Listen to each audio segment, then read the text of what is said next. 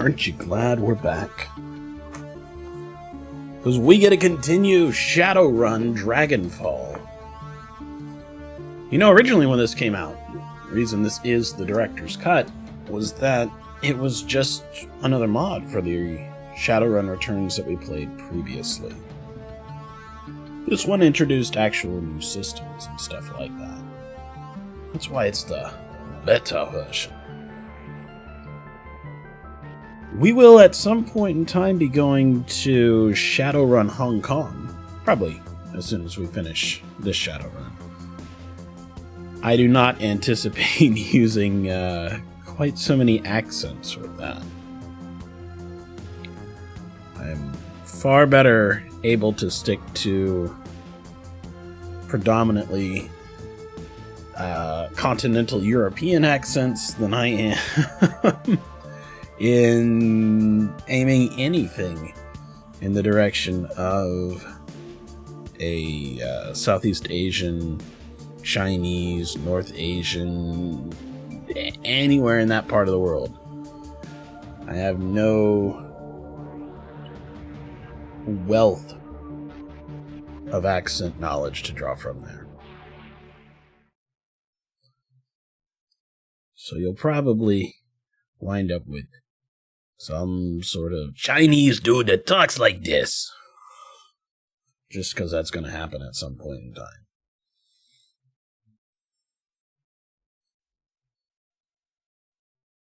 It's like, my name's Wing Po, but yous can call me Eddie. Alright, so what do we got going on here? Take the U-Bahn to AG Chemie Europa. But it's the only one we've got because we had just finished talking. That's right, we had just finished talking to Glory, but she hasn't offered us her quest yet. So, we'll go on that mission. Oof, I feel bad. Let's talk to her first. I want to see if it's available. Sometimes they'll repeat. If it's not immediately available, then we'll wind up going on that other mission. Glory favors you with a weak smile, her expression cautious. You're suddenly aware of how very small she is. Hoi, bud. I've got to admit, I've been dreading this. So, now that you know what I've done, what I am, are you here to tell me off? I wouldn't blame you if you were. No, I'm not here to tell you off. Truth be told, I wanted to check in and see how you were doing. Not great. Struggling. About how you'd expect. So we left off in a real bad place last time. And I've got a question. Yeah? What's that?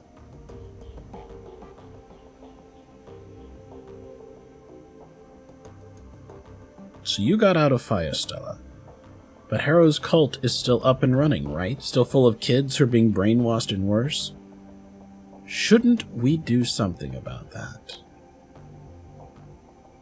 She holds her silence for a long time. Finally, she nods. Yes. I've been thinking about this for a long time, Bob. And every time that I've gotten close to making a decision, I've turned and run away again. No more running. I'm ready to face this thing, but I can't do it alone. I'm going to need your help. That's the idea. All right, if we're going to do this, we need to be clear on what our goal is. There are a lot of innocent people in that place. Lost kids who get sucked in by Marta and the other girls like her. Saving them won't be easy, but it feels like the right thing to do. But then, there's also Harrow to consider. I want that man dead. Lord knows he deserves it. And if we don't make killing him our top priority, he might get away from us. If that happens, if he runs, he'll eventually start up another cult somewhere else where we can't find him. And all of this will have been for nothing. We're likely to run into other complications as well, so I think we need to make a decision here, up front, What would you do in my place? Rescue the kids or take down Harrow? I don't think that we can manage to do both. I mean, on the one hand, saving the kids is kind of the right thing to do, right? Harrow might get out. He might be able to cement his power. I don't know that...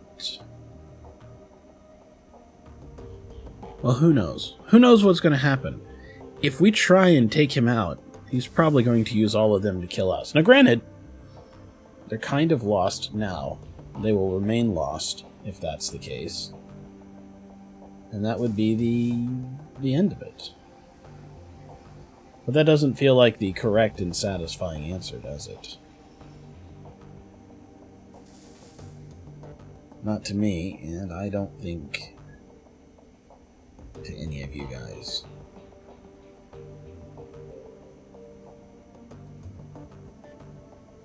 So we'll have to say that freeing the kids should be our first priority. We raid Firestella, round up the runaways, and clear Harrow's influence from their minds.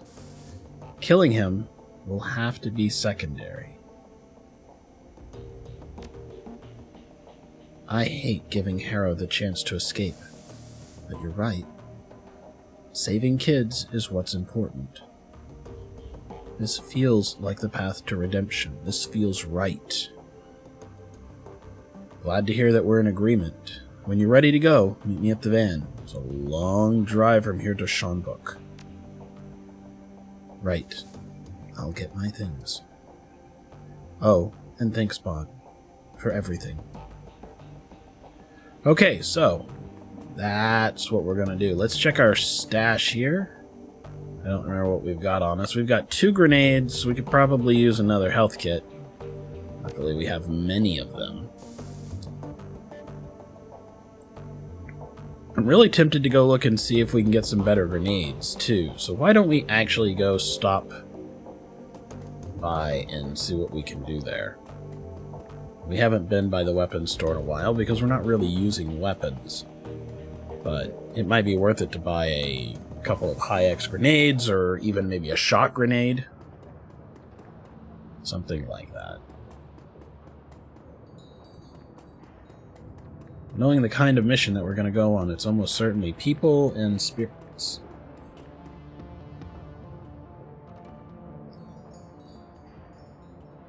Welcome back.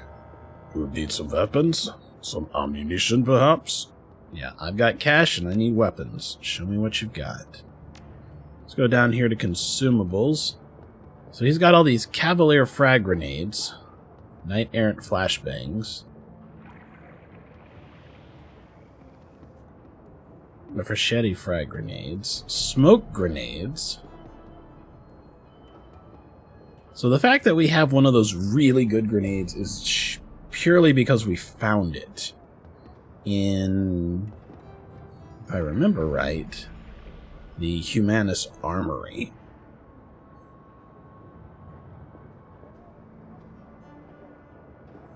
So, alright, we're not going to get anything new out of this. So, I guess we'll just exit here. Hey, V. Heisman, what's going on? Alright. Now, anybody remember where we parked the stupid van?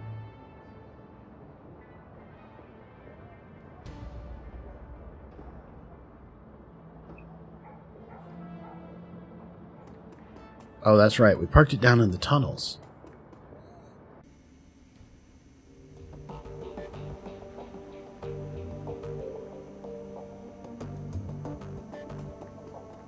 I knew somebody's stuff was down in the tunnels. Yeah, here we go.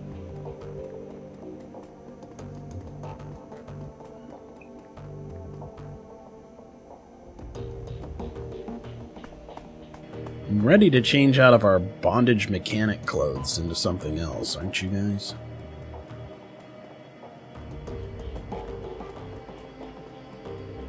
Take the van. We're gonna do it. So We'll add Glory here. She is full up on gear. We'll get a chance to add one more piece of gear if we want to. Interestingly enough, it's still showing us with the grenade launcher from when we picked it up.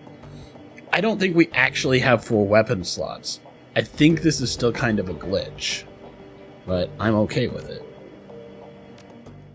Not like we generally have the point to be able to do it.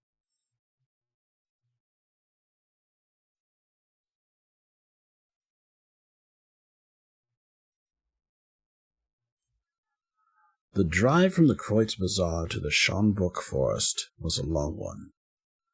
For over 6 hours, you and Glory rode in relative silence, with only the sounds of the road for company. Now you find yourself crouching in the woods, watching, waiting. Off in the distance, the rustic exterior of Feuerstelle looks curiously warm and inviting, but you know what's waiting inside. The anticipation churns your guts like a living thing. Eventually, a van pulls out of the compound's driveway and rolls along a service road before disappearing from view. Glory gives you a nod and begins to scramble forward. Harrow has left the building. It's time for you to make your way inside. No, it doesn't weigh me down at all. It just doesn't seem to exist here. Since I never select this weapon, or even this one, even though it's not quite a weapon, it just kind of, I think there's just a phantom slot. It says, hey, you don't have all of your guns equipped. Here's a gun. I think if I were to ever find a way to unequip it, like if I were to unequip all these things, I would find it missing. So, trying to decide if I really would like to add another med kit, what with us lacking an actual healer. And I think I will. If we find something better, we can replace it. The weathered edifice of Feuerstelle looms above you, dark and sinister in the chill night air. Despite the horrifying stories that Glory told you about the place, something about it feels strangely comforting. In the back of your mind, insidious voices whisper that you could stay here forever. Do you feel it? The lure of this place. When I was a kid, when I was whole, the pull was irresistible. Yeah, I can feel it. It's almost pleasant. It's meant to be. That's how it gets to you. It worms its way inside of you, changes you, and you don't even realize what's happening until it's too late. She looks at you, and her eyes are dark. When she speaks again, her voice is quiet but steady. You're going to see some terrible things here, Bob. Feuerstelle exists to prey on the young, and we're going to have to come face to face with that. Are you sure you're prepared for this?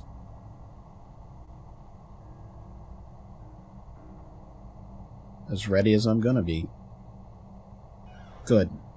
You want to compare notes? Make sure we're both on the same page? We save the street kids and the runaways that are living here. We take them away from this place before Harrow can turn them into monsters. We keep them from following in my footsteps.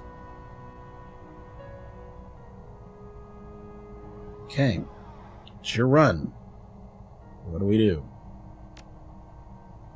Harrow keeps a shrine in the compound. It's the key to his control over the cultists. We're going to purify the shrine, and then break the control. And then we're going to lead those kids out of here. Alright, tell me more about the shrine. It's a lump of rock about as tall as I am, inscribed with runes and encrusted with bone. Its power comes from an entity that Harrow bound into the stone. Something very old and very dangerous. A toxic spirit. In many ways, it is the heart of this place. The voices that you hear whispering in the back of your mind, those are the spirit's voices. It saps the will of anyone who sets foot on these grounds. We can't save those kids until the shrine is dealt with. They'll fight us if we try. Got it. Confront the shrine, purify the spirit, rescue the cultists. Let's move. I'm with you. Let's do it. New objective, get to the shrine. We've got little generators out here and a farm, and yeah, you can see where this would be a nice, idyllic little place. Got a hammock here in the back where you can rest and relax, and bicycles and couches to lounge upon.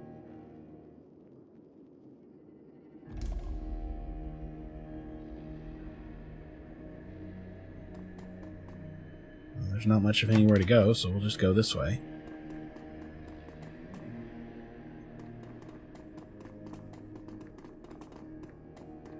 Wow. Door, glowing with red energy of some sort. The doorway shimmers with a faint red light. As you approach the door, you can feel a squirming sensation in the back of your skull. Your limbs begin to tingle and then feel heavy. The closer that you get to the doorway, the more of a struggle it is to continue moving forward. It feels as though the strength is being siphoned from your body. As you step away from the door, the crawling sensation gradually recedes. A moment later, the strength returns to your limbs. The shrine is through here, but this barrier wasn't here before. Harrow must have warded the doorway after I ran. So how do we get through? The ward is like a lock. There must be a key. Back when I helped Harrow run the place, he and I were the only ones allowed into the shrine room. So, we look for whoever has taken my place, and that's where the key will be. How do we know who that is? It'll be a girl. Harrow would never take a male as his second. He wouldn't want the competition. And her hair will be fire red. It's a sort of insignia of rank within the cult. Trying to imagine Glory with red hair. Not sure what I think about that.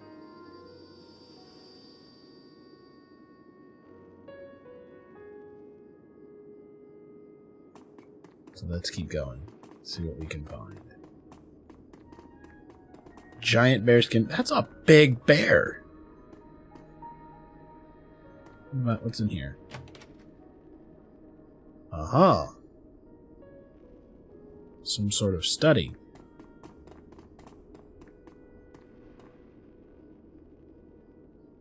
There appears to be a standard terminal. A login prompt glows on the screen. We'll just hack that open.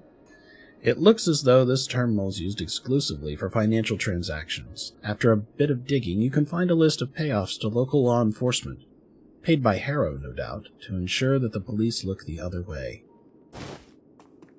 We got some pay data. What's up with this book? An ostentatiously large tome sits on this pedestal. The paper is robust and fibrous, and the binding has been expertly stitched. A steel plate running along the book's spine anchors it to the pedestal. Glory stares down at it, frowning. Harrow's manifesto, the handcrafted line of bullshit that he feeds to his initiates. We all ate it up with a smile, and came away convinced that he was a genius. She leafs through the pages with an articulated finger. Can you imagine that? Her giant Edward Scissorhands claws gently plucking at the pages. I mean, she must. She's not just a mess of, scar tissue and bleeding wounds and stuff like that. She must be able to be fairly gentle. Looks like he's expanded it over the last few years. It's at least twice as thick as when I lived here. Maybe there's something in here that we can use. I wouldn't want to hang around long enough to find out. This is Harrow's personal library. He used to experiment in here. There were dangerous things in here. Sick things. I was never allowed in this room without Harrow. Nobody was. He said it was for our safety, and I think that he was telling the truth. I feel uneasy being in here, and I don't want to stay any longer than we have to.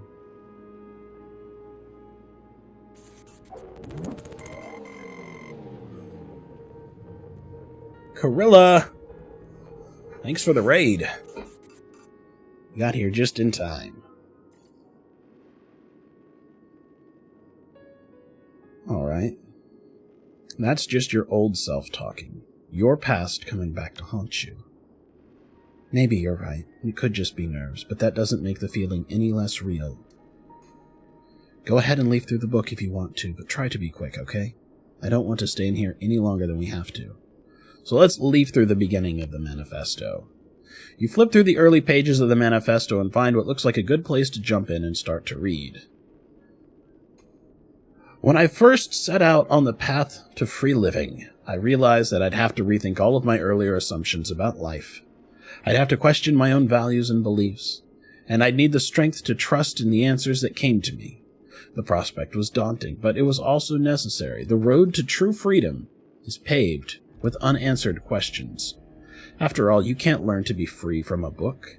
The answers won't come from a Bible, an instruction manual, or code of conduct. You don't learn from that. You'll never break your chains. The true path to freedom is the one that each of us must walk on his or her own. What makes life worth living? What in life is truly valuable, and what is the dross that can be burned away? I spent weeks dissecting every aspect of my life to find the answers to these questions. Slowly, agonizingly, I pared down the list until only 4 items remained. These 4 items became the cornerstones of my new philosophy, and the basis for everything that Feuerstella stands for. Love, the first cornerstone, and the most important. Without love, life is bland and meaningless. Without love, we might as well be machines. Love what you do, love the people around you, but above all, love yourself. Self-determination, the second cornerstone. Each of us must be his or her own shepherd. No more gods, and no more kings. Your life is your own. Lash out against anyone or anything that tries to treat you like property. An assault on your freedom is an assault on your whole being, and it must be met with an equally ferocious response. Charity, the third cornerstone. A miserly life is an empty life. If each of us is his or her own master, then nobody should live as a serf. By helping others along the path to enlightenment, so do we enrich our own lives. And passion, the final cornerstone. Complacency is poison. Be wary of it. Ambition is the key to a fulfilling life. Don't settle for what it is. If you do, you abandon what you could be. You hear a rustling sound behind you. Glory.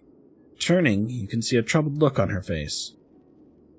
That ominous feeling is getting stronger, Bod. It feels like we're being watched. Yeah, there could be a lot of spirits and stuff in here. I'm going to keep reading, though. Leaping through to the middle of the book, you find a section dedicated to Harrow's Rules of Living. Be free. Be free in all things, and experience that freedom with your whole being, body, mind, and spirit. Discard the oppressive traditions of modesty and shame that you've been indoctrinated with since birth. The freethinker has no use for them.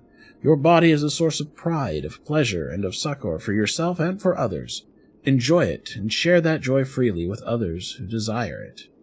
Be selfish. Don't enslave yourself to others at the expense of your own happiness. Take what you want and do so unashamedly. Our desires are an important part of what makes us human. Society has trained us to hide that part of ourselves from the world, but the free-living person doesn't cower in the shadows. Own your desires and rejoice in them. Selflessness is ultimately dishonest, and dishonesty has no place in a free society. Show reverence. The free-living person understands that the only true governance in this world is the law of nature, and that, in nature, there's a hierarchy. The rabbit doesn't question the wolf. The mouse does not wonder why it must run from the cat. They do because they must. Their survivor depends on it. As it is in nature, so it is in Feuerstella. Know your place in the food chain, and understand the mechanisms by which you can better yourself.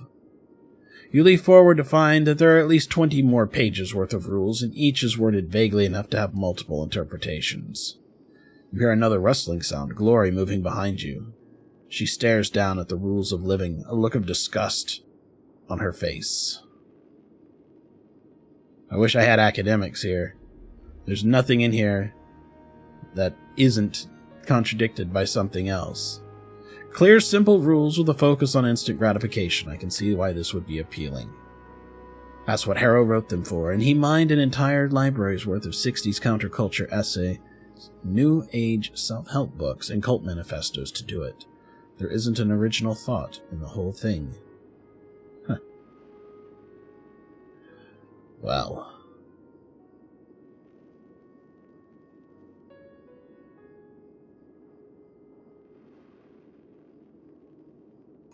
Couldn't have known that. You were a kid. Bod, that ominous feeling is getting closer. There's something in the room with us. I'm sure of it. We need to get out of here now. So, do we stay? Or do we go? It's a good question, isn't it? I'm kind of trying to decide what we want to do, so... let's keep going. If there's a thing in here, we'll take it out. We didn't come in here to run away. You keep an eye out. I have to finish this. There might be something in here that we need. The final pages of the manifesto devolve into a semi-cohesive rants about anarchy, social Darwinism, free love, and the horned god. You've seen this kind of thing before. Harrow's philosophy is collapsing under its own weight. Unfortunately, none of his cultists seem to have caught on to that fact. Done. This philosophy of Harrow's really starts to break down. Glory lets out a startled cry, cutting your sentence short, and out of the corner of your eye you see her wheel to face something behind you. All at once, the room fills with a slaughterhouse smell, a smell like blood and bile and feces, the stench of an abattoir. As you turn, you catch sight of something sliding into the world. It looks like a charred man with a pair of tortured faces where its shoulders should be. The thing burns like a Roman candle, spitting white-hot sparks in a fiery plume. An oily substance runs down the floor between its dangling legs and splatters onto the floor where those drips land, they burn. Bod, look out. Got the hiccups there. Alright, so... 2 of us, well, 3 of us really, versus some sort of a spirit. I think we can take it out. Activate your adrenal pump. And go tear this guy a new butthole.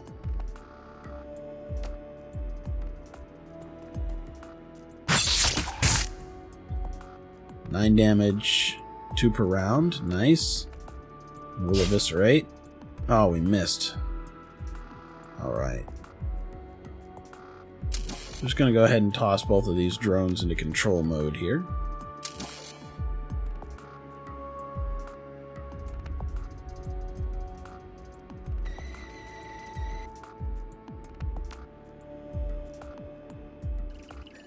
Good luck fucking moving. Well, I guess he could move diagonally between them, but...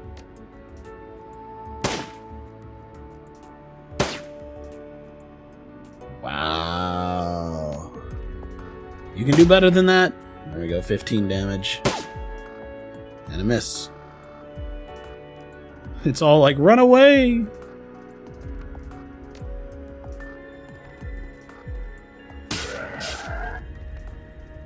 The body of the thing that attacked you begins to dissolve at the moment of death.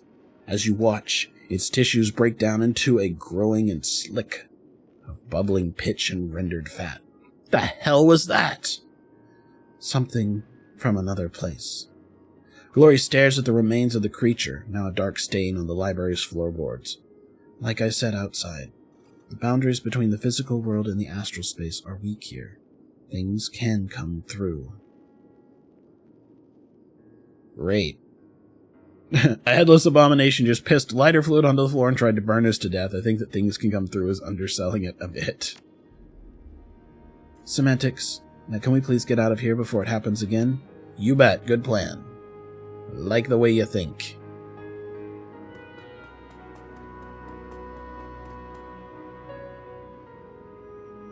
So... I don't know.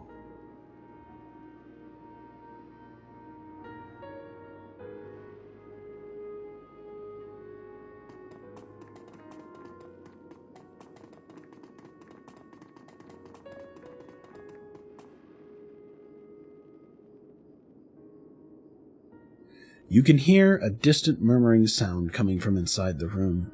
Voices. 3, maybe 4 people all talking amongst themselves. You can't make out what they're saying, but one of the voices does sound desperate. You've heard the tone before. It's the sound of a man pleading for his life. We should keep moving.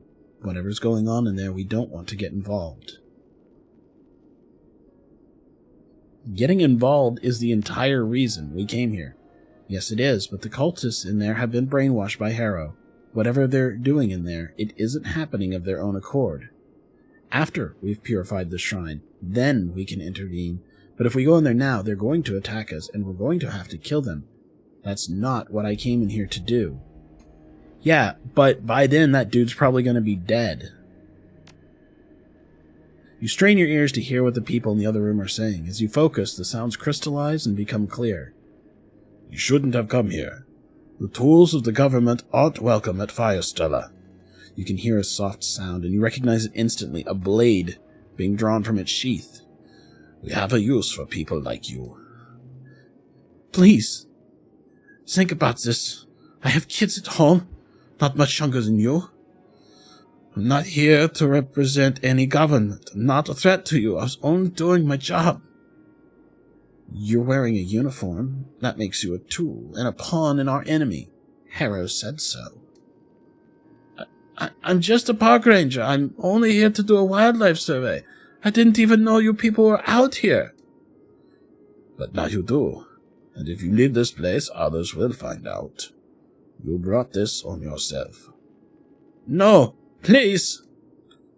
The voice dissolves into a long and piercing scream. Sorry, Glory. We can't let this happen.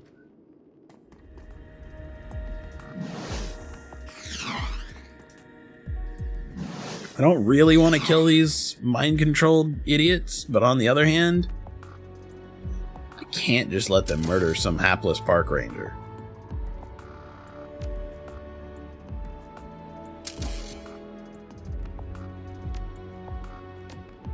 Glory's going to get a lot of mileage out of her adrenal pump. Alright, so yeah.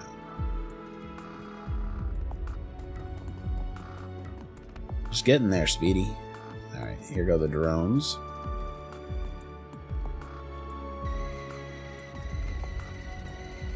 I'm sure the mage is gonna love me parking this right behind him.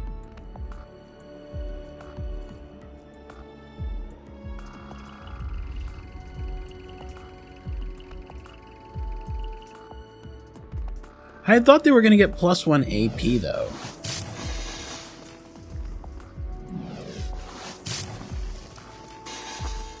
Oof, drone's taking a little bit of damage there. I love how one of them decided the safest place to go would be to stand right next to Glory. Because that just seems like a really stupid plan. Maybe it won't be so bad if she keeps missing at an 86% chance to hit. There we go.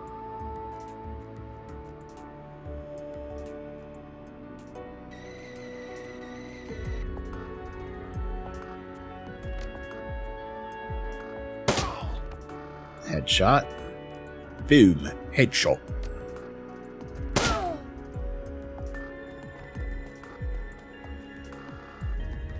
Grilla, it's possible that the adrenal pump may not have been in there before then.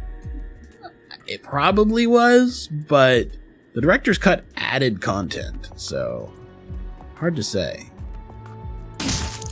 There we go. Sorry, everyone. You step toward the park ranger, and his eyes are wide. They move from you to Glory to the scene of carnage in the room. It takes you a moment to realize that Glory isn't following you. You turn to find her standing in place, staring at the bodies of the slaughtered acolytes. Her expression is unreadable. It had to be done, Glory. They would have killed him. Back when I lived here, I would have too.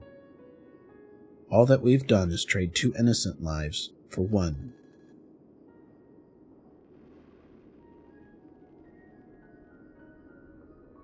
Maybe so. But they were the ones holding the knives. Yeah. The ranger staggers forward and then collapses to his knees. He's bleeding in a dozen places from long, shallow wounds. The blood pours from his body in sheets, pooling into a slick on the hardwood floor. I don't know who you are, but thank you. He grimaces and clasps a hand on his left forearm. Blood oozes between the fingers. Those monsters were going to bleed me out. They took turns cutting me, carved up my arm like a holiday roast. Can you patch him up, Glory? I can fix this. He'll need a trip to the hospital, but I can get him on his feet. Glory goes to work binding the park ranger's wounds, and within a few moments she staunched the worst of the bleeding. Thank you. I think that I can make it out of here on my own. The truck isn't far from here. When you get to the hospital, people are going to have questions. What are you going to tell them? What do you want me to say?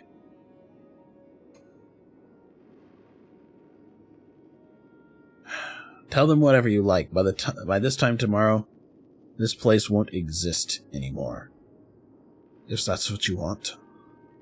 I owe you my life, Fraulein. I owe you both. Glory steals another glance at the dead cultists. She looks back up at the park ranger and gives him a curt nod.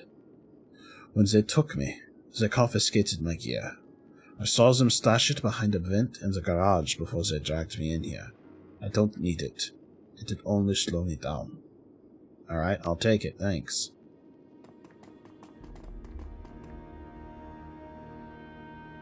Glory stares at the old Trivid player. When she speaks, her voice is flat.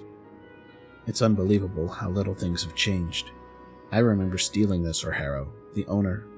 Well, he didn't need it anymore. I remember how proud Harrow was, how loved I felt.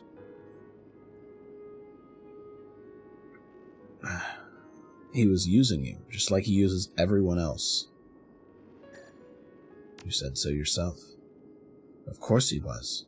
But he wouldn't have done it if I hadn't allowed myself to be used. Let's keep moving. Alright. Garage. Let's try the back of the house here. It's almost certainly on the back or on the side. It's got to be somewhere on the exterior part, otherwise you couldn't put a vehicle in it. Nope. Not the garage. It's a kitchen. Anything in the refrigerator? As you open the refrigerator door, a whiff of ammonia sticks in your nostrils. Watery light glints off the door's polished interior. The fridge is stacked full of large plastic bins, all tightly sealed and neatly labeled. It's hard to tell through the opaque plastic, but they appear to be full of meat. Let's inspect the contents. I'm afraid of what we'll find. You pop the lid off the container to take a closer look. The first thing that hits you is the smell. The meat in here is beyond rancid. White mold frosts the sides of the bin, and it's all that you can do to keep from gagging. As you rush to put the lid back on, you recognize a familiar shape in the rotten meat. A mangled human hand. I don't feel so good. Ritual supplies. The adversary prefers them aged. Harrow teaches all of the initiates how to do it. How to harvest the meat, how to store it, how to label it. Nobody likes doing it at first, but you learn. By the end, it doesn't even bother you anymore. This is beyond fucked. We need to shut this place down. Rescuing the initiates will put a dent in Harrow's operation for a while. At least they'll be safe. Come on, let's keep moving. Jesus. Is there anything here that just says, "Hello, I'm a garage"?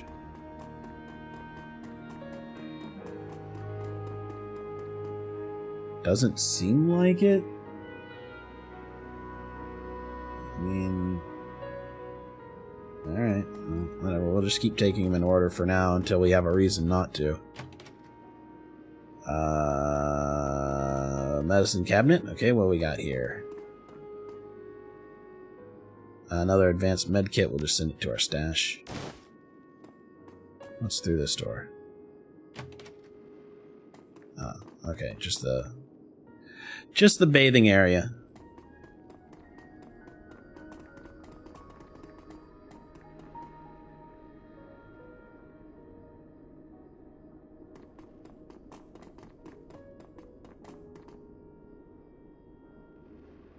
This is the initiate's dormitory. the new arrivals are brought here. There's still hope for these kids, Bod. Harrow hasn't had a chance to ruin them yet. Good to know. We'll try and get them out of... Glory raises a hand, suddenly alert. Wait. Listen. Movement in the other room. You strain your ears to listen. Soft voices from inside the room come drifting out of a nearby vent.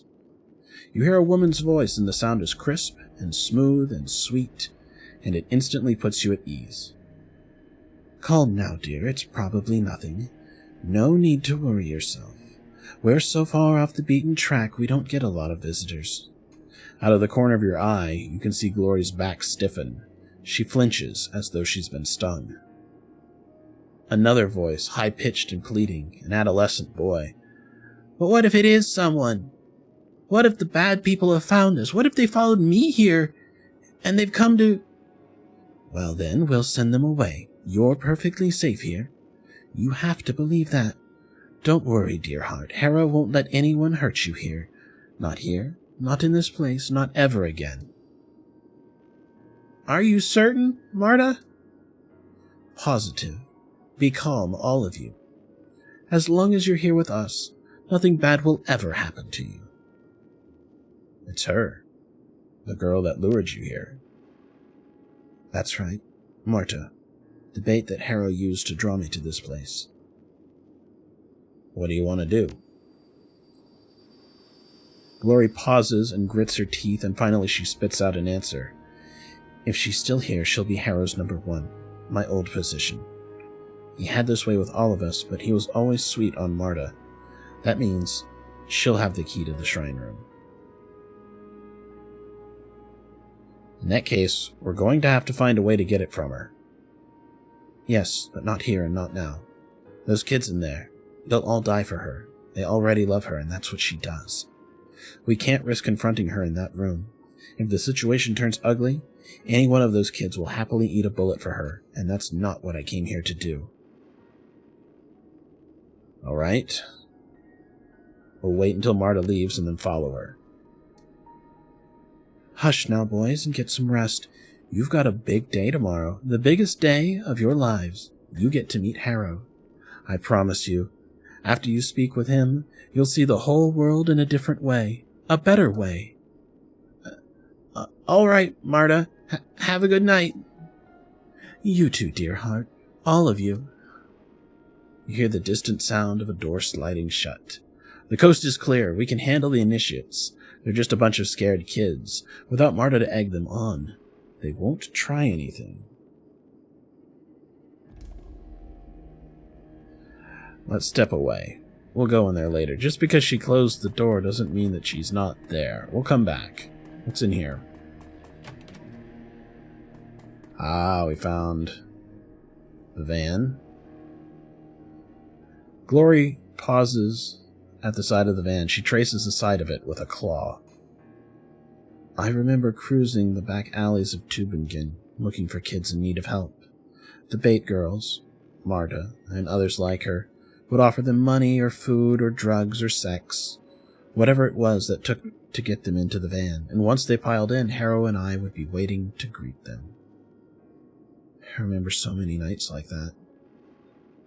I remember how much I used to enjoy it.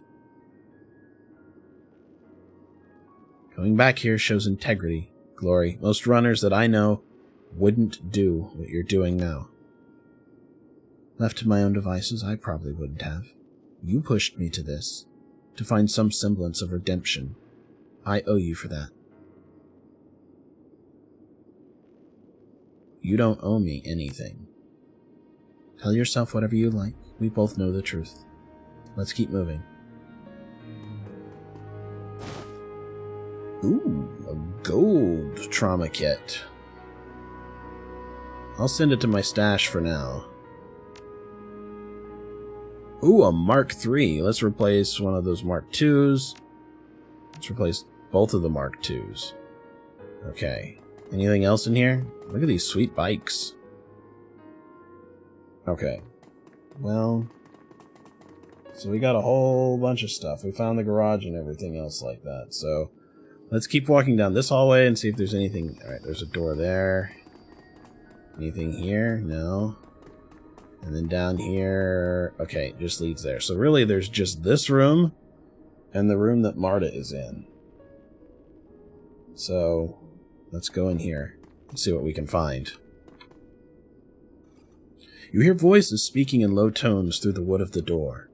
You can't make out the words, but regular choruses of rough laughter tell you that the people on the other side are enjoying themselves. Or of Harrow's acolytes. If we just walk through the door, they'll attack us, just like last time. How do you know that they're acolytes? I can't hear what they're saying. Because I've spent time in there. A lot of time. That room is for acolytes only. On the rare occasion that an initiate is invited in, he usually doesn't come back out again. That's ominous. What is it, a dorm or a lounge or... Yes, you could call it that. A special place for Harrow's inner circle. The acolytes, and the bait girls, and Harrow's wives. Marta and I used to spend a lot of time in there.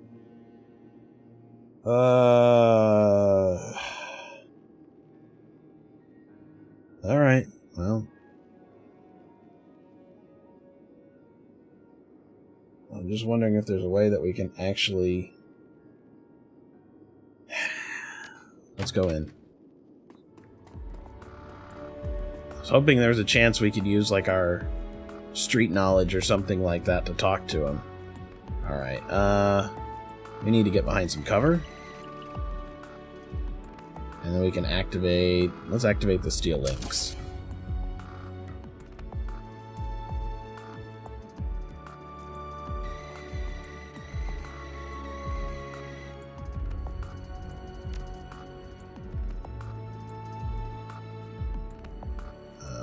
Try for the kick. The kick might be able to knock some AP off of them.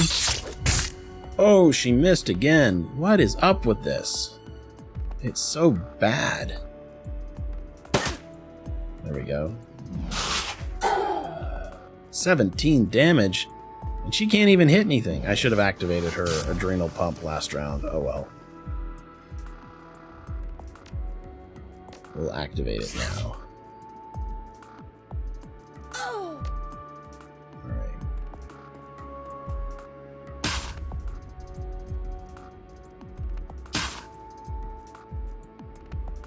He's going to take like 7 hit points of damage per round, which is not inconsiderable. Let's activate the other drone.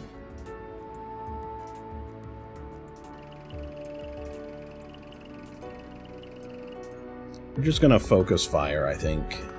Try and take down each one as fast as possible.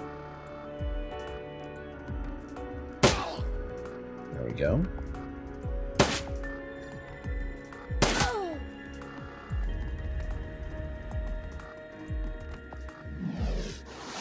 Look at this painting here. A couple of redheads. I bet I can guess who one or even maybe both of them are. Alright, so... Go get him, Glory.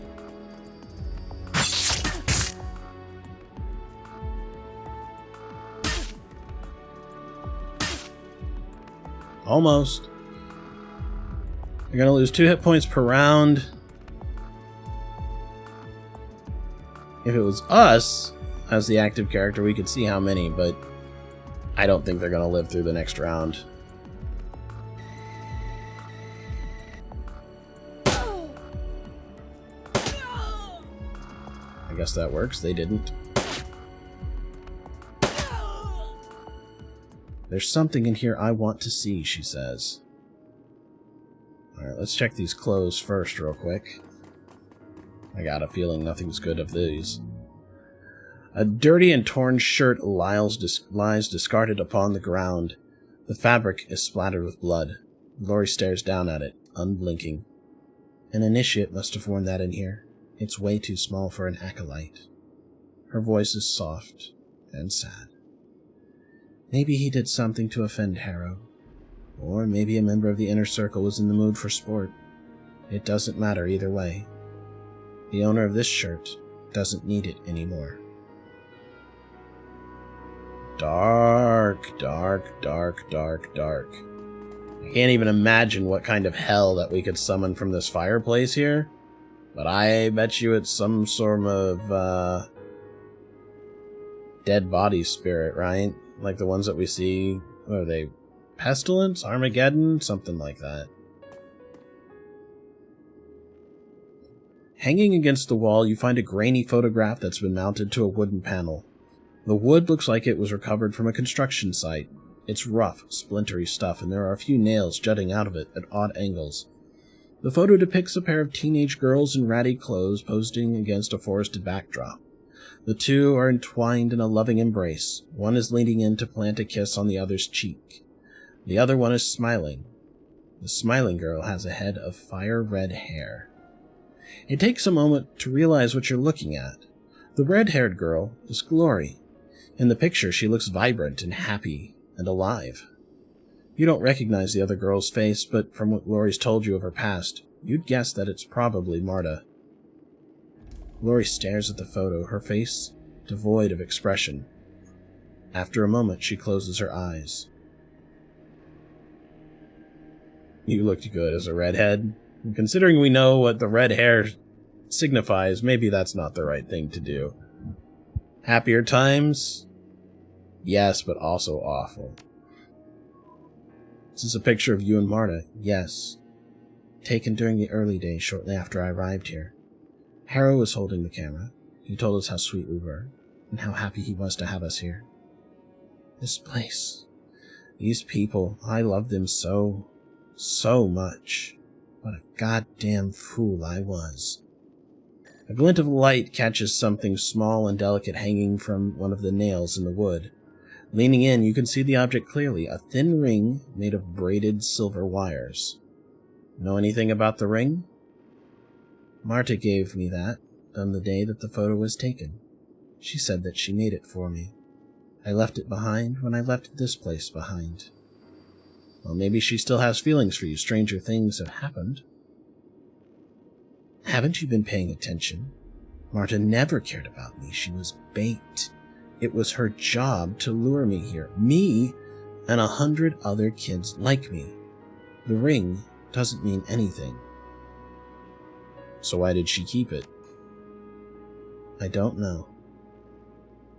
She stares at the ring for a long moment and then snatches it from the picture frame. She tucks it away into her satchel. It was mine, so I'm taking it. Now, let's keep moving. Yeah, I can't imagine that she can wear it. Not with her chromed out hands. You need to think about how much of Glory is cybernetic. Everything from the shoulders on down. A good part of her spine, a big part of her abdominal cavity is reinforced to deal with the torque and provide places for the synthetic muscles to attach. And given her speed, there's a strong chance that underneath there on her legs are at least partly augmented as well. There is not a lot of her left. And that was the point. I mean, if we look at it for modern cyberware, doing 2 replacement arms and 2 replacement legs only shreds 4 of your 6 essence. So, for her to have knocked hers down as far as she has, we could take a look and see what her body is. Her body is a 7. Essence is 1. Yeah, she had at least 2 more points. So she is, I don't know, 1/3 human? Something like that. There's not a lot of meat left there. Listening at the vent, you hear only the sound of moving air. Alright, well, it's the last door we have to open, so let's open the door. I'm hoping that that ring actually becomes useful.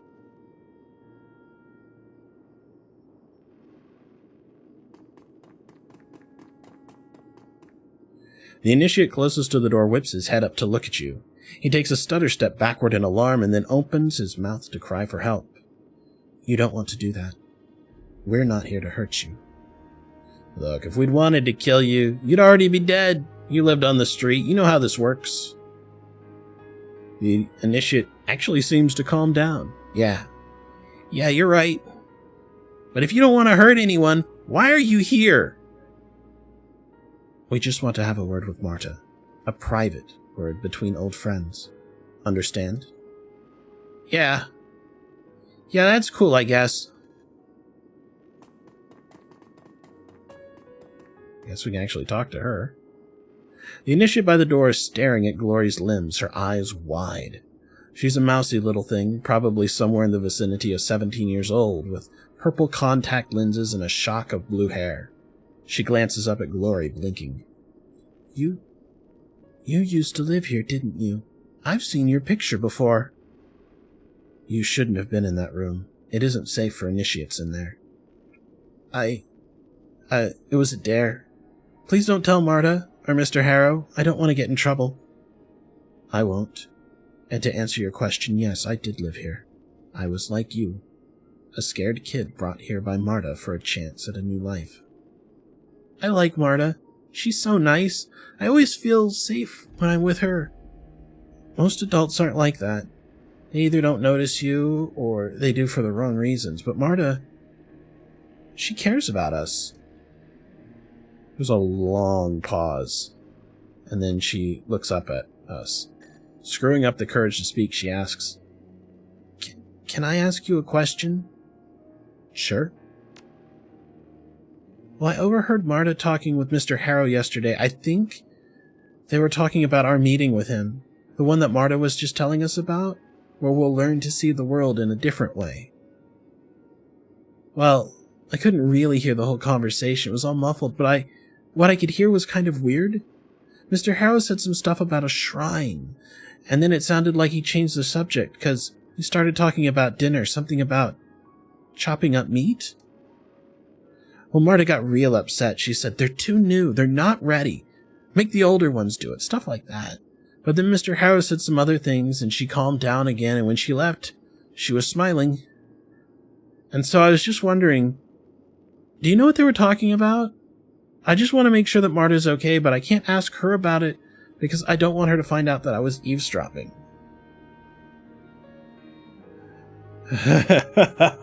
So we've got some options here. So we could probably just tell her, you know what? I think I know what Harrow has planned. Have you ever opened the fridge in the other room?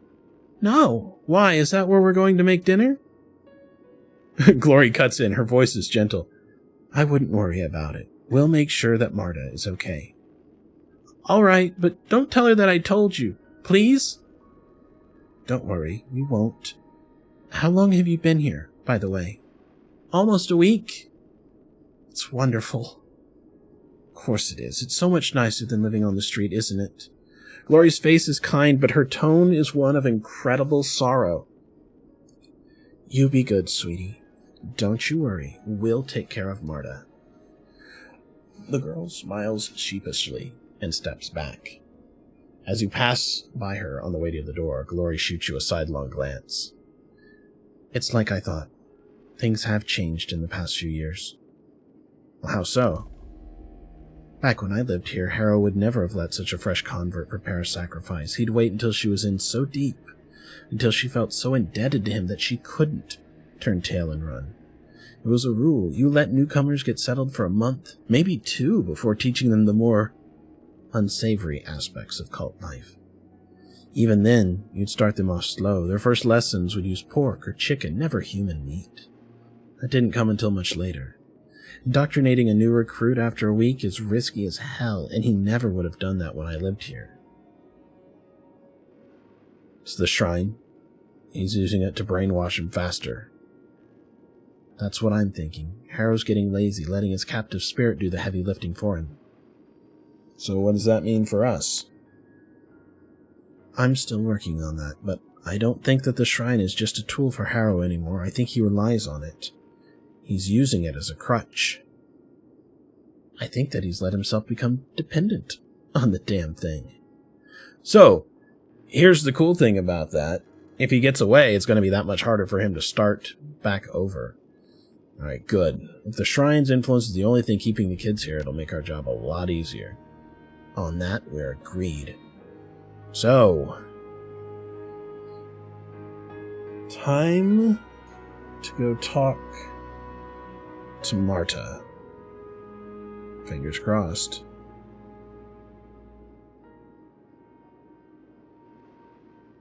Tell you what.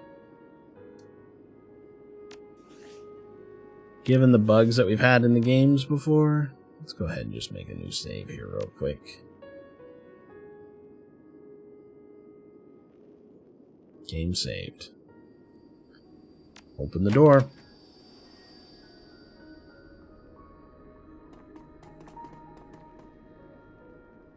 The woman in this room is lovely. Full lips contrast artfully with her fine elvish features, and a tumble of fire-red hair spills down over her shoulders. Beyond her physical beauty, there's something inherently approachable about her. She exudes an almost palpable aura of kindness and warmth. Marta, Glory's old lover, the lure that Harrow used to draw her and so many others to Firestella. She looks up with a start at the sound of your approach, and her eyes go wide at the sight of Glory. As she takes in her cyberware, her mouth falls open in horror. Glory? Yes, Marta, it's me. It's been a long time. It has. Glory, what have you done to yourself? What I had to do. I got out, Marta. This was the only way. Oh, Glory. I am so sorry.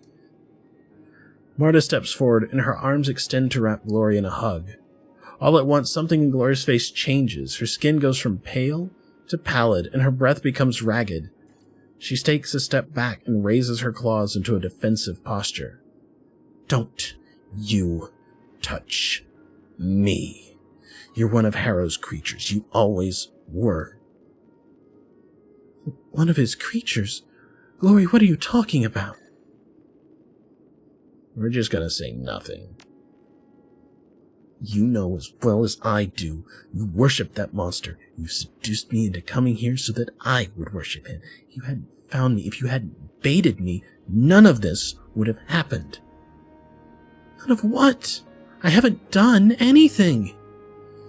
If you just left me where you found me, I never would have hurt anybody. My mother would still be alive. I never would have sold my soul to that abomination that you all worship, and I wouldn't have had to sacrifice my own body to escape from it.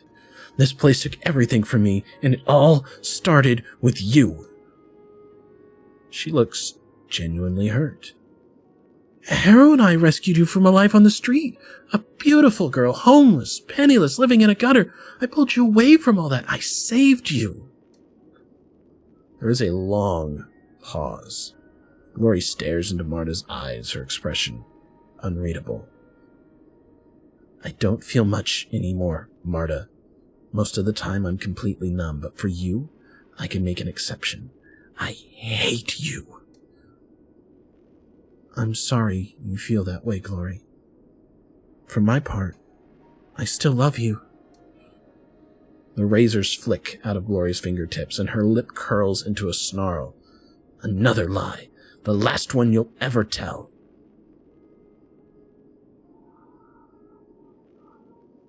I don't think she's lying. Or at least she doesn't think so. She believes what she's saying.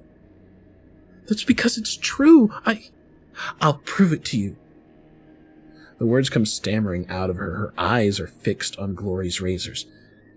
Ask me anything you want. I'll show you that I'm telling the truth. I never wanted anything bad to happen to you, Glory. Not ever. She wheels to face us. Why are you listening to her? She's just telling you what you want to hear. That's the whole purpose here, remember? She's the bait. Why should we listen to anything that she has to say? Because of this ring. And the photo it was nailed to. If she were lying, she wouldn't have kept them all these years. Glory stares at you for a moment, naked hostility on her face. And then the razors slide back into their housings with a click. All right, Marta, convince me. Convince you of what? That I'm not a monster? I don't know how to do that, Glory. You can start by telling me how you sleep at night. You know what happens to the kids that you bring here. You know what happened to me. But you're still luring him here into Harrow's clutches all these years later. So tell me, how do you live with yourself? Explain it to me. For a moment, you can see the conflict behind Marta's eyes. If cognitive dissonance had a face, it would be hers. Confused, frightened, angry. At war with herself. For a moment, she struggles to speak. Then the whispering sensation that you felt outside of the compound comes back and her face changes. The muscles of her brow relax and she appears to be at peace. Why are you asking me this, Glory? You already know the answers. The kids here, they aren't being hurt. They're walking the path to a free and pure life, just like Harrow taught us.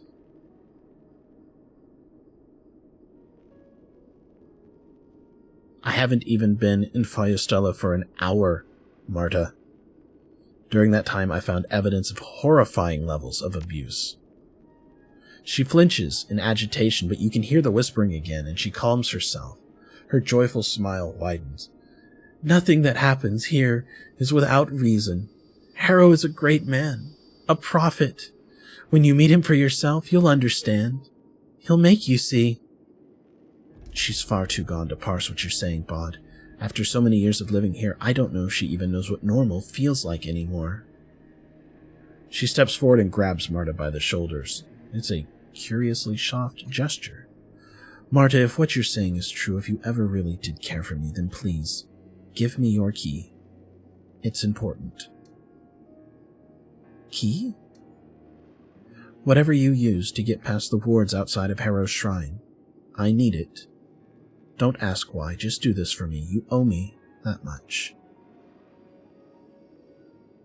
She looks momentarily conflicted, and then the moment passes.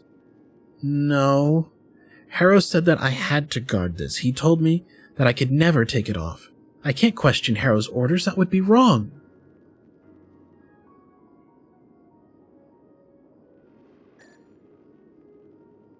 What if I could convince you that it wouldn't be wrong to question him? She blinks. Then that thing that you saw behind her eyes locks down again, and the flicker of unease on her face is replaced by an easy smile. You're welcome to try, but I promise you, you'll walk away from this apologizing for how wrong you were. Harrow is a great man. Feuerstella is a good place. Stay here for a while and you'll learn that for yourself. Go ahead, ask your questions. We have nothing to hide. Okay. I've read Harrow's manifesto. It looks like he spends a long time talking about charity. Of course, charity. The kind that I practice when I rescue young people from the streets. But then in his rules of living, he says that all freethinkers are supposed to be selfish. Well, yes, but... And after that, he says that only the strong deserve to prosper. So which is it? Marta blinks, and she looks momentarily confused. And then you can see conviction clamp back down on her eyes. You just don't understand the beauty of his message, the truth behind it. Glory said that you spent a lot of time in the lounge back when she lived here. What did you do in there? The usual. Drink, play games, have sex, watch the Triad. Some of the things that lovers usually do in their free time. Why do you ask? Because we found a tattered, blood-stained shirt in there, and it looked like it came from an initiate. The confusion washes over her face again, and she begins blinking agitatedly and fidgeting. Then that unseen force clamps down again, and she seems to calm. So you found a shirt, so what? There could be hundreds of explanations for that. You know the kinds of things that happen in that room, Marta. You've heard the stories. We both did. I've never seen an initiate harmed in that room, not once. As for the rumors, they're just that, rumors. They have to be. Harrow is hurting the runaways that you bring here. You can see that, can't you? Hurting? How so? When Glory lived here, he had her kill a man for his Trivid player. How can that be right? Marta's forced smile falls, and her brow furrows, and she suddenly looks afraid. That was a long time ago, and that man, Harrow said he had to die, but I don't remember why. There was no reason, Marta. None that matters. I should know I'm the one who killed him. Say whatever else you wanted to say.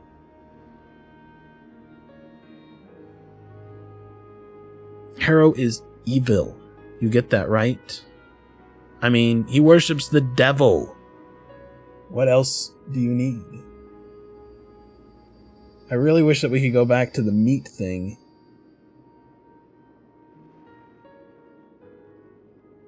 I don't know.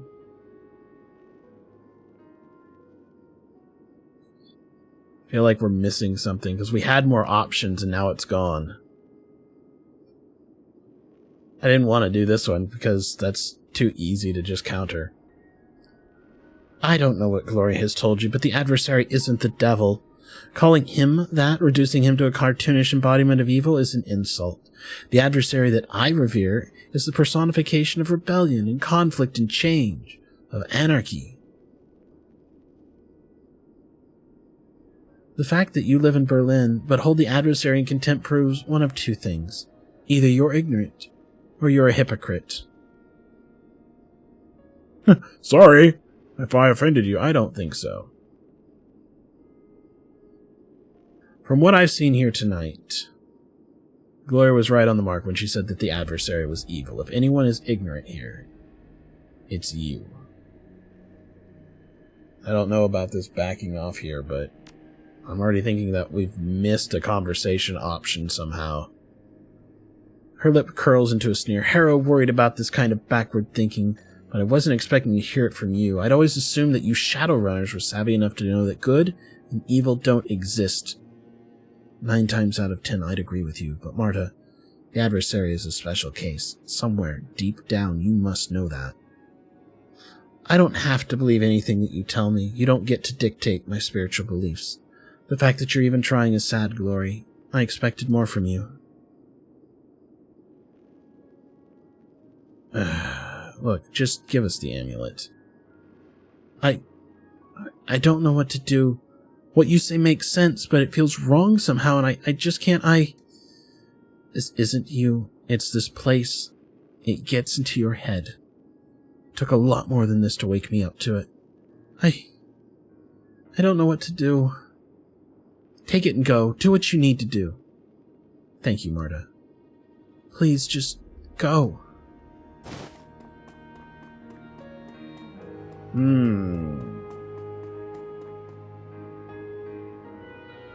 No. We're going to replay that because one of those options disappeared and we weren't able to revisit it. And I don't like that.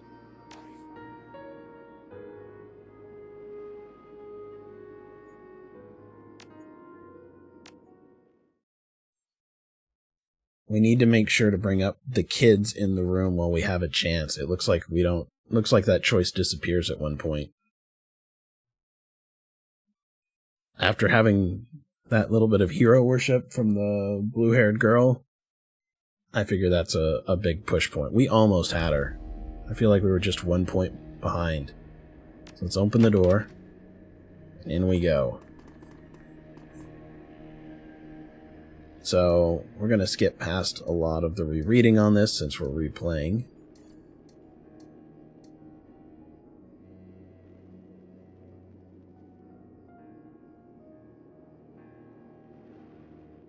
We'll just say nothing for the moment.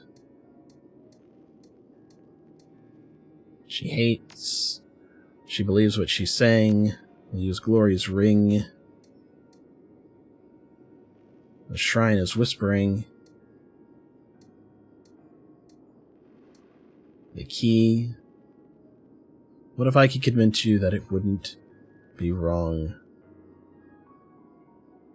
to question him? Or let's try this one. You questioned him about what he's planning on doing with the initiates. Was that wrong? That's different. You wouldn't understand. Then maybe you could explain it to me. Maybe if you could answer my question, I'd be able to see the light. Yes, please, go on and ask your questions. I've read his manifesto. Let's talk about rules of living, and then the strong deserve to prosper. Got it. Let's go ahead and talk about the lounge.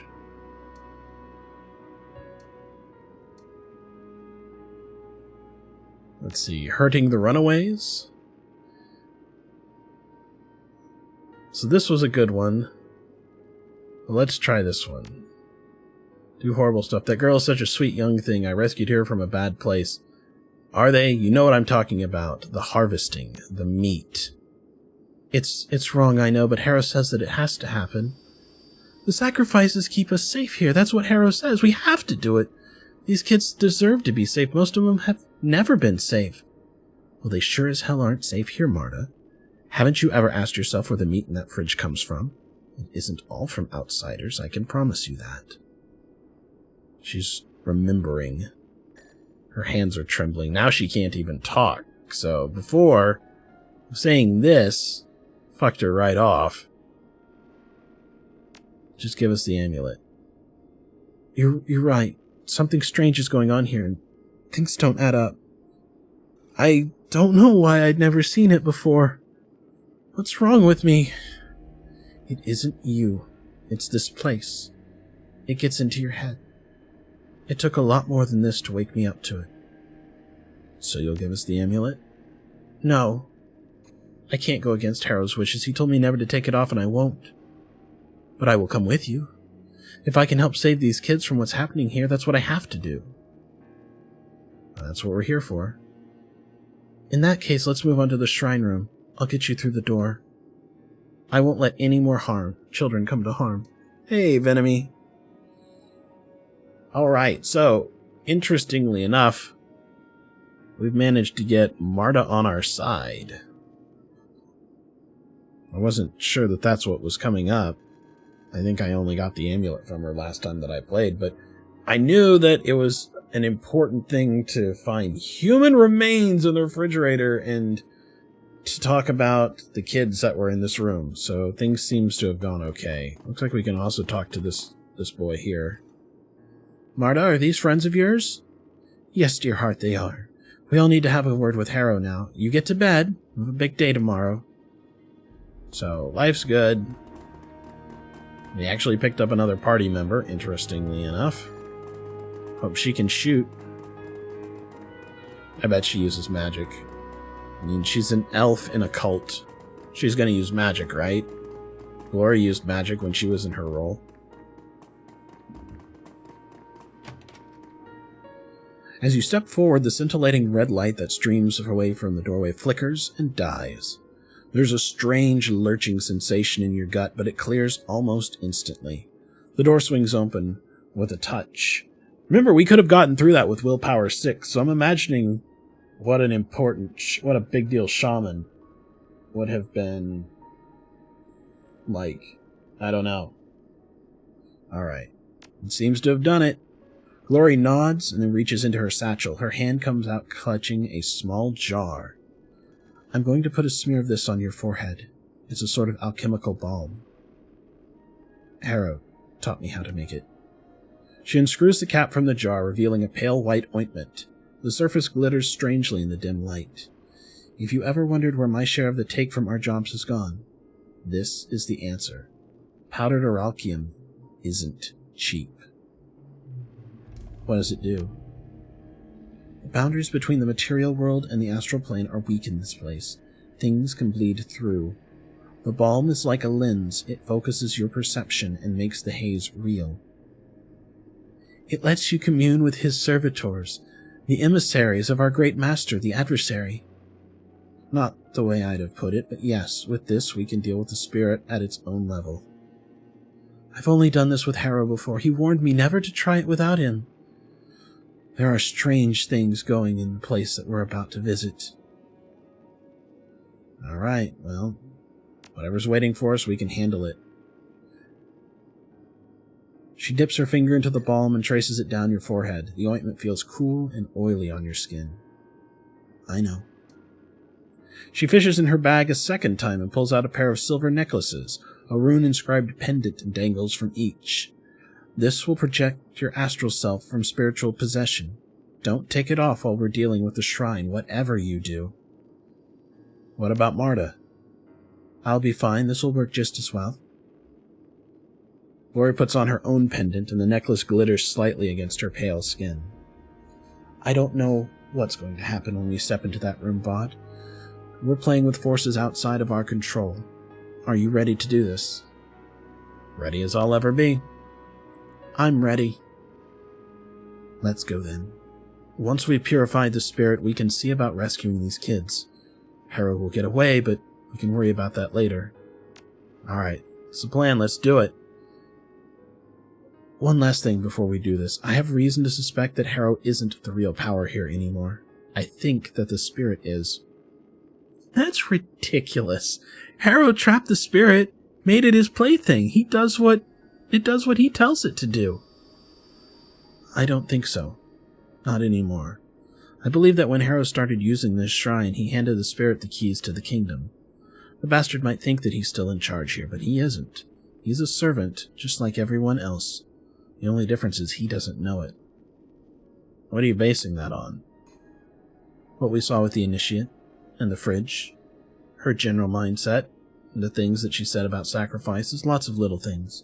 But they add up. Why does any of this even matter? I don't understand what you're saying. It matters because it's solid evidence that what we're doing is the right thing. Even if Harrow does escape, he won't be as much of a threat as we thought he was. I just wanted Bod to know that. Thanks. Now let's do this. In we go.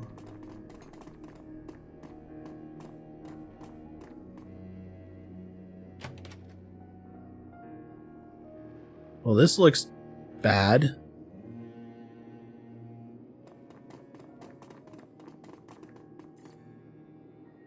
As you approach the shrine, a chorus of high, sibilant voices fills the air. The sound is light and airy, but something about it fills you with a bone-deep dread. Welcome home, Glory. Glory's eyes go wide, and she opens her mouth to speak, but no sound escapes her. Glory, what? Something slams into you, a wave of intangible force that turns your consciousness inside out and sends shockwaves reverberating through your mind. The world lurches and everything goes black.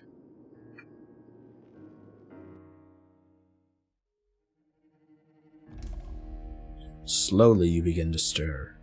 Murky, flickering impressions invade the oily stillness of your unconscious mind.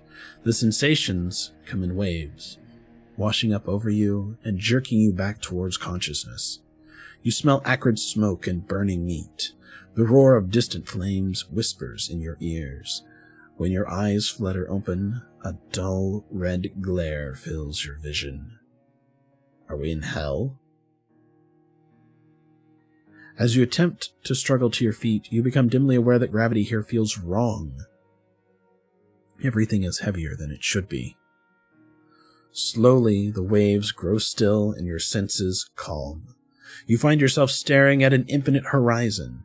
The blasted ruins of Faya Stella stretch out in all directions, as far as the eye can see. Where the hell are we? I can't say for certain, but there's one thing I'm sure of. Whatever this place is, the adversary holds sway here. Marta stares into the abyss, her mouth agape. This isn't right. This place doesn't normally look like this. When I came here with Harrow, it was all green fields and marble halls. It was so beautiful last time. It was a lie, Marta. What we're seeing now, this is the truth. Your truth, maybe. What I saw was real. If this is the adversary's domain, wouldn't that make this hell? Hell is a myth, Bod. There's no such place. Not really. I don't know where we are, Bod. I think it's safe to say that none of us have ever heard of it before. Alright, so wherever we are, the spirit that we're hunting is going to be here, right? It's Boo and it's Wolverine! Sneaking into the chat with their cans of soup. Hi, guys. Yes, it should be here somewhere. You're right, I've seen it. In the heart of this place, that's where we'll find it. Great.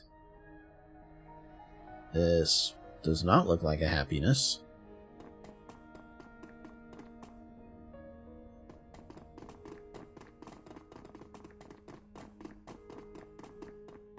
This looks like a place that we're going to get ambushed the shit out of. There we go. That's kind of what I was expecting. Alright, so we got 2 bad guys. Ooh, missed. Okay. What do we got going on here? We've got a Seeker, 40 hit points, and a Mauler for 50 hit points. Look at the armor on that guy. Alright, go ahead and activate your Adrenal Pump. What can you do? You heal. You have a Fire Elemental fetish, of course you do. Mana Ball. And Lightning Bolt.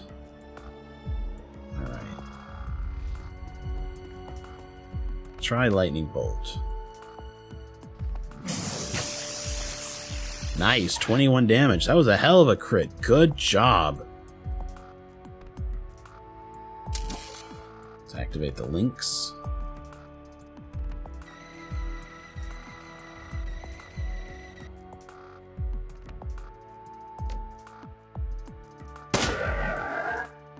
And gone.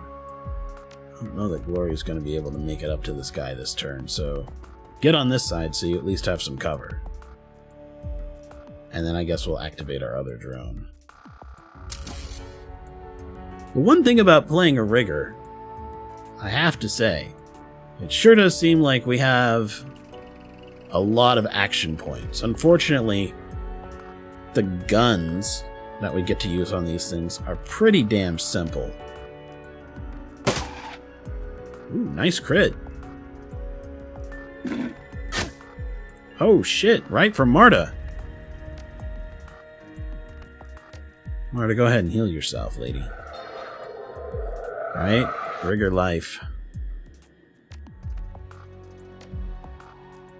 We'll kick that thing in the nards. Yep, he's got nards.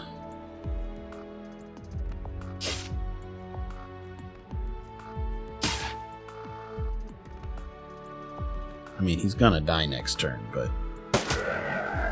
now he's gonna die this turn. Wow, it just teleported all the drones back over here like it had never happened. Alright. That was fine. What do you want about the next room is harder? Yeah, it's got 3 of them.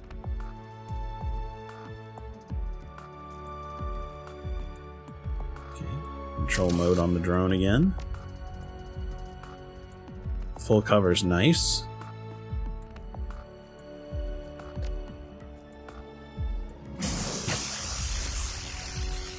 Damage, but no AP damage, unfortunately. That kind of sucks. You can attack that guy directly. Kick him in the balls! Pretty close. I'm not gonna lie.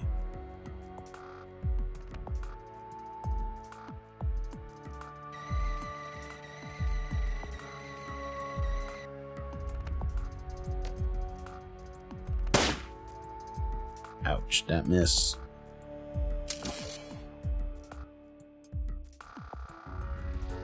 I think over here is good, and we'll try for 2 hits. I really don't want to tempt a area of effect attack. It's already pretty bad with 2 of them within range.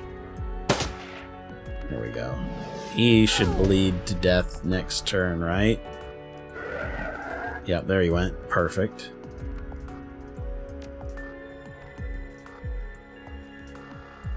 Mana ball. Yeah, do it. Nice. Good job.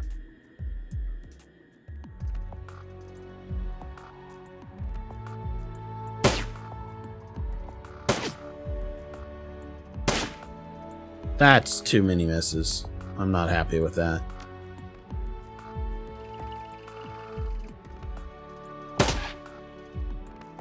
That's a little better. So my lower class drone is the one that really wound up doing the work. Okay, I got you. Okay, clawed off some armor. More. Oh, it's trying very hard to stay on top of itself. Heal Glory, if you would. That's a big hit.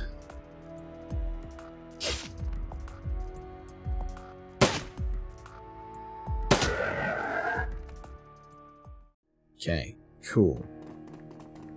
So we're making progress. This whole astral area is terrible, though. I'm trying to imagine that this is kind of what the place actually... Not what it really looks like, but what it feels like. Everything else is just an illusion. This broken down, hellish place of torture is more real than how the place looks. Oh, well. Shit. This looks like a place for a big fight. Oh, we got behind it just in time. The thing hovering before you is hideous. Its broad chest is jacketed in scale-like patches of burning coal, and its many sets of antlers shimmer with heat. It smells like a barn fire, wood smoke, burning fur, and blackening bodies. At the sight of it, Marta falls to her knees. Tears stream down her cheeks, and she stares up at the spirit in whimpering supplication. Marta, we welcome you back to our domain, child. It speaks in a chorus of deep, ominous voices. You don't hear them so much as feel them. The sensation is strange, like hundreds of claws scratching your chest. You will remain silent until you are addressed. Do you understand? She nods mutely and clasps her hands to her chest. Ragged breaths heave out of her. She looks like a woman possessed. Good. The fluttering feeling swells, and you feel your knees go weak. Marta sobs with joy. Glory. Welcome, child. What a pleasure it is to see you again. Glory steps forward, trepidation on her face. Standing before the towering form of the spirit, she looks frail and small. She takes a deep breath, steels herself, and then speaks. I know what you are, spirit. Before the adversary twisted you, before Harrow bound you onto this rock. She drops a hand to the satchel at her side. I can help you be that again. All you need to do is let me. The spirit chuckles, a strange warbling sound that sends a shiver down your spine. We are not in need of help. We are our great master's servant, just as Harrow is, just as you are, despite your misguided attempt to cut away his love from your heart. The voices in your head soften, become sad, but the fluttering in your chest turns ugly, the buzzing wings of a swarm of blowflies. You have mangled yourself beyond repair, and you did it to spite him, he who is your greatest benefactor. You betrayed him, child, but he loves you all the same. This adversary sounds like a pretty reasonable guy. Cut the shit, spirit. We know what your master's love does to people. Well, to be fair, this isn't Satan. This is a spirit that was twisted by the adversary. It's not even an avatar. It's just something that was made into something that is kind of in his image. Slowly, terribly, the spirit begins to turn, and you can hear the pop and crack of its splintering vertebrae as its enormous head shifts on its shoulders. It fixes its cavernous gaze on you. Your friend, this outsider, slanders our great master, but we take no offense. His words are like the babble of a newborn babe. He is innocent. He is ignorant of the truth. If the noise continues, we will teach him, and the babble will cease. Don't. I have a message for you from our great master. He has a gift for you, a peace offering, one that he offers freely, a sign of his continued affection for you. He knows that you desire his servant's destruction. As a symbol of his love, he will grant you the power to bring an end to Harrow. He knows that you wish to free the children of Firestella. As a sign of his compassion, he will help you set them free. You can have everything that you want, child. All of this, and more. So we'll stay quiet. That's a nice pitch, Spirit, but you neglected to mention the price. This will cost you nothing. A simple gesture, a trifle, a show of his good faith. If you demonstrate your love for him, he will reward you beyond your wildest dreams. Remove the protective ward from your neck, and his gift is yours for the taking. Yours forevermore. Of course she's not going to do that. We'll say nothing. Glory cranes her neck to look up at the reeking, cadaverous thing that looms over her.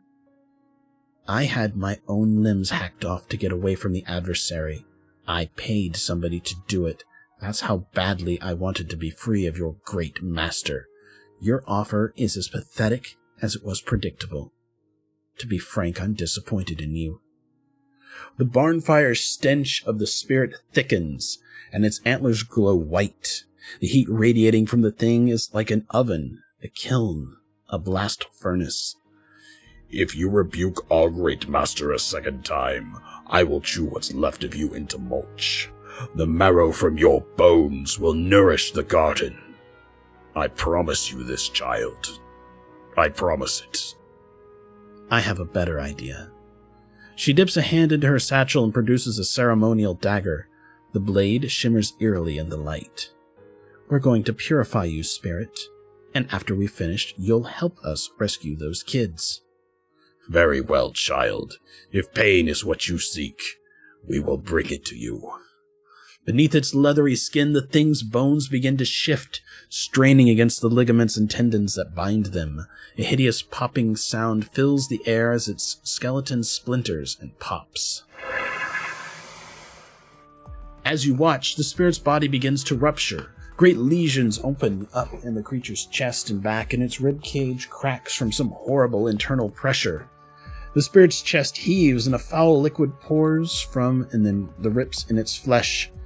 A flash of light stabs your eyes, and when your vision clears, you find 3 identical spirits floating before you. Oh, really? Okay.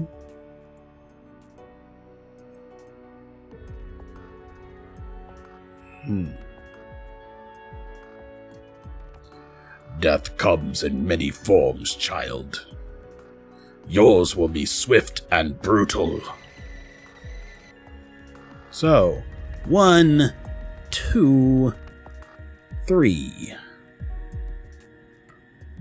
We're kind of behind cover, but like not nearly as behind cover as I'd like, so run away! Okay, I feel a little better now. Let's activate the steel links. Alright, so let's try hitting these guys and see what we can find out.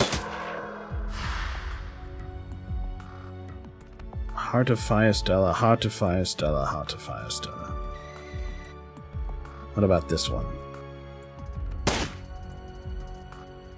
So far I'm more inclined to believe it's this one, but that was just a single thing. We'll see. Activating Adrenal Pump. Hit it for 1. Okay, so not that one. It's probably this one then. 104 of 130 hit points, 130 of 130 hit points. Try it. Yep, it's gotta be this one, I think. since it's still up.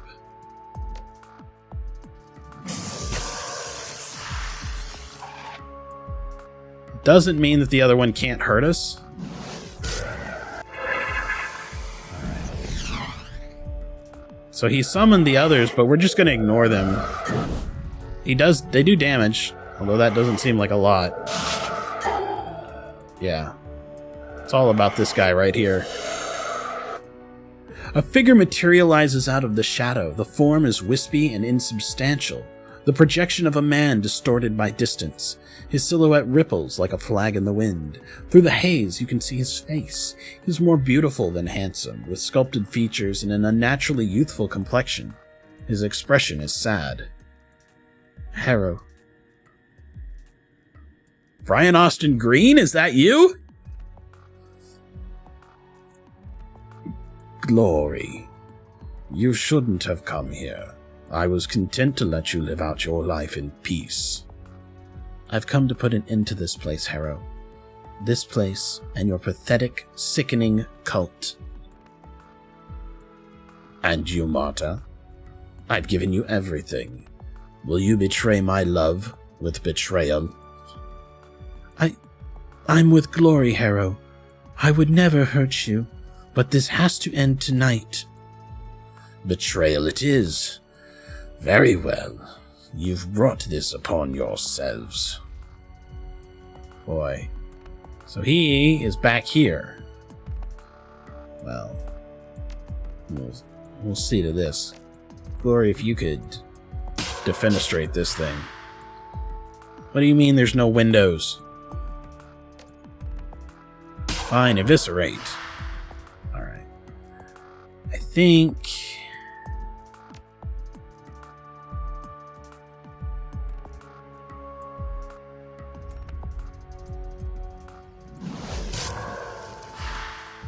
$18 damage, minus 5 hit points around. Nice. A miss.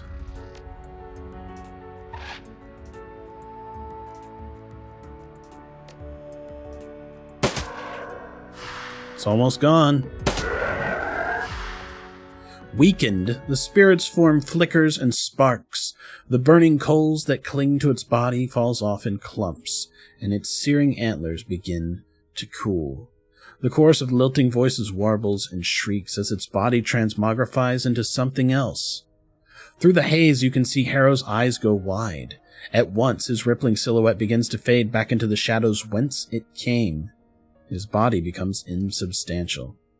Go ahead and run, you fucking coward. Run back to the real world and to whatever hole you crawled out of. We'll catch you. I don't think so. You don't even know where the real me is, Glory. Oh, don't worry. We'll find you. We're very good at that sort of thing. Believe whatever you like, fool. It won't do you any good. Years from now, I'll still be doing what I do, and you will have accomplished nothing. Hey, Harrow, it's 2190. They're calling. They say that you wasted your life. Nobody misses you. Go ahead, Harrow. Try and set up another cult. You won't get far before I hunt you down. You know better than that. Nothing makes me happier than the sound of you lying to yourself. Goodbye, Glory. Wow. Run, coward, run far, far away. I like a chase. Glory continues staring for a long moment at the spot where the projection of Harrow vanished. Her expression is unreadable. Slowly, she turns away. The spirit's writhing form continues its transformation. Twisted claws buckle and break and reform. Charred bone begins to heal. The barn fire stench of it slowly dies away, replaced by an array of more pleasant smells: oak and pine and mineral oil, rustic feasts and mulled wine. As it cools, the spirit raises its head. Its body is as shaky as a newborn foal's. What has happened to us?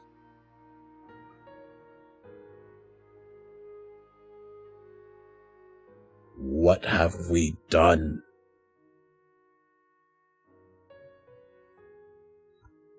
You did what the adversary wanted you to do. I think we'll say nothing. It's all on Glory.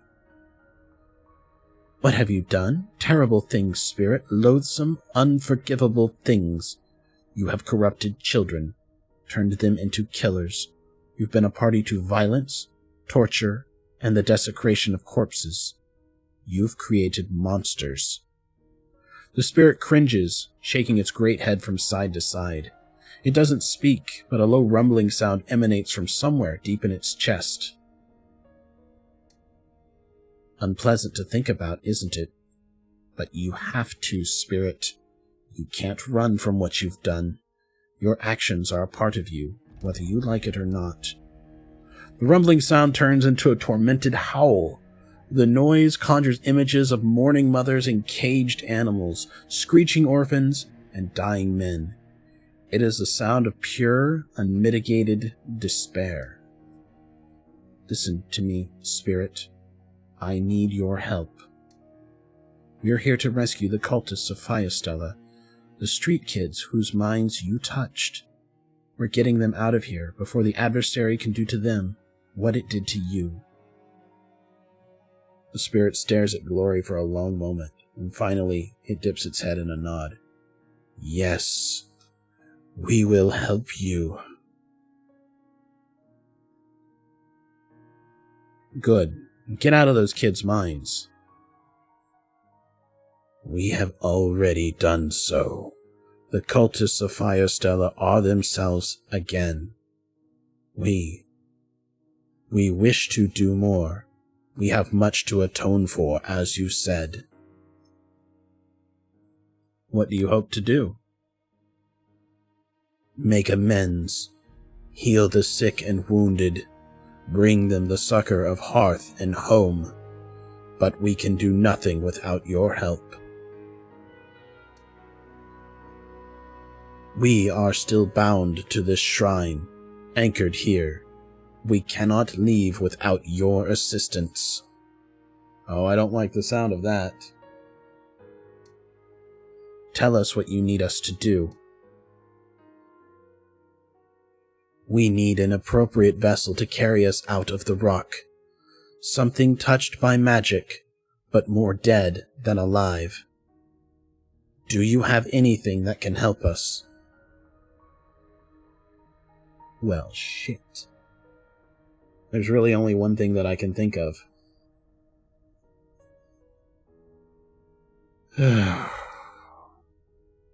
Gingerly, she reaches up and wraps a hand around the protective ward that hangs around her neck. Yes, I think that I do.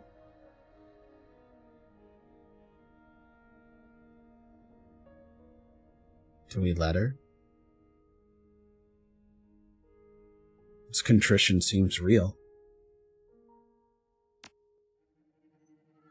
With a single motion, she snaps the chain and the pendant falls to the floor. The heart of Firestella lowers its eyeless head and then traces an elaborate gesture into the air. A warm glow envelops it, and a similar warm glow spills from Glory. There is a bright flash, and the spirit is gone. Glory, are you okay? Slowly she rises. She looks you in the eye, a quizzical expression on her face. I can feel it. The spirit. It's bound to me now. So what does that mean? See for yourself. She raises an arm and you feel a burst of warmth and comfort in your chest. It wants to help people, to heal them. It wants redemption. Just like I do. Together, maybe we will find it. Behind your eyes, your vision starts to twist. It feels as though you're being turned inside out. Time to go. With the spirits linked to the adversary severed, this entire reality is falling apart. See you in the real world. Yeah. I'll see you there. Oh, Glory. She always gets my feels up, man.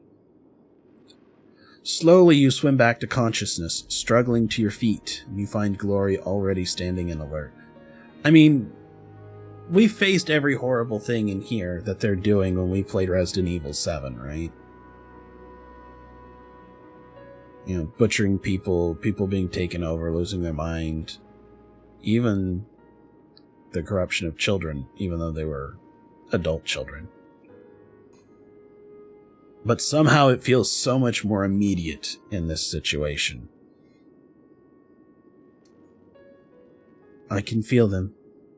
The spirit set them free, but they're trapped somewhere here in the complex. And I noticed that there's fire. The building's probably going to burn down. Yeah, better get to them in a hurry then. The place feels like it's shaking itself apart. Be on your guard. The connection between this compound and wherever we were is breaking down. As that place disintegrates, more and more things are spilling through. Like rats fleeing a sinking ship. Yeah, and it's only a matter of time before Firestella is consumed too. Look in the corner there, you can already see it happening. Take your word for it, let's move. Save the freed cult members. I'm assuming they're all back in the bedroom? I guess we could probably just do this. No, they've all gone to the lounge. Look at this. All sorts of it. It really is falling apart. Okay. Rubble. Clear the rubble. That was quick. You kids. If we had been willing to confront and say, kill Marta, less people would have died. Marta would have died. And probably the ranger. But we probably could have saved all the kids instead of having to kill 5 of them.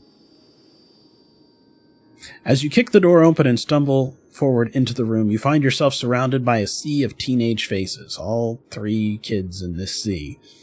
Initiates all huddled together and trembling. With the spirit's influence cleared from their minds, they look frightened and lost, like kids who've had their security blankets torn away. Glory steps forward, and when she speaks, her voice is gentle. Come on, all of you. We're taking you to safety, someplace far from here. A scrawny teenager in a ratty coat stares at Glory's chrome, his mouth hanging slack and his voice cracks when he speaks. What happened to you? Your arms! Something that you'll never need to worry about. Come on, let's get out of here. Marta cradles her head in her hands. Yes, let's.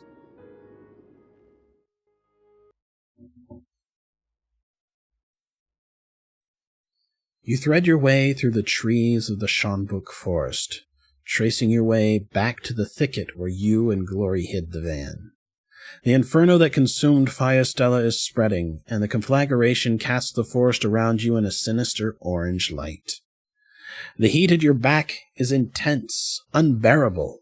Far ahead, Glory blazes a trail for you to follow, shredding the foliage in her path. Marta shepherds the shell-shocked initiates along behind you, doing what she can to keep them calm and moving. The fire is moving fast, but you're faster. As Marta helps the last of the kids into the van, you put the vehicle in gear and punch the accelerator. The burning ruin of Firestella recedes into the distance, a glowing speck in the rearview mirror. The peace and safety of the Kreuzbazar lie ahead.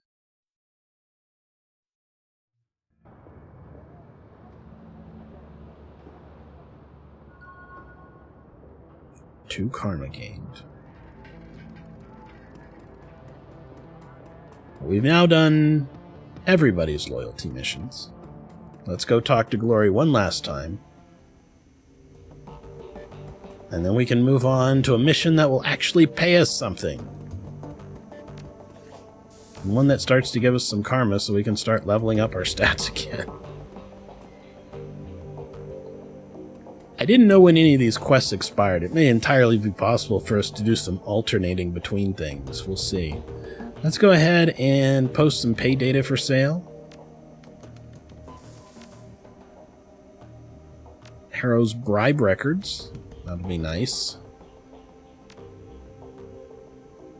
And we'll go talk to Glory. For some reason, it sort of reminds me of when Anders goddamn him, gets possessed by justice. That didn't turn out well either.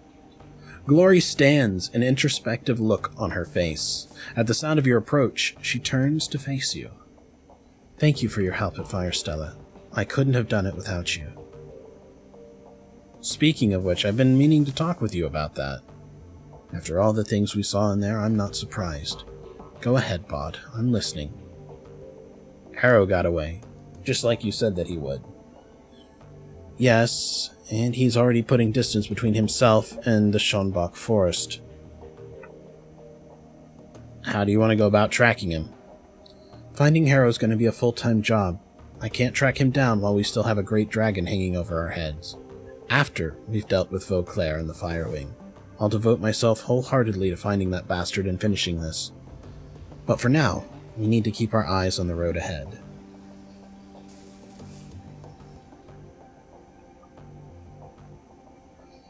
Okay. What happened with the cultist we rescued? Did you send him to Samuel? No. He has enough to worry about without keeping the people of the... There's enough to worry about keeping the people of the Kreuzbazar safe. Those kids that we rescued, they've been damaged by Harrow's philosophies. They can get better, but it's going to take time. Trying to integrate them into our society too quickly would be dangerous. So where did they go?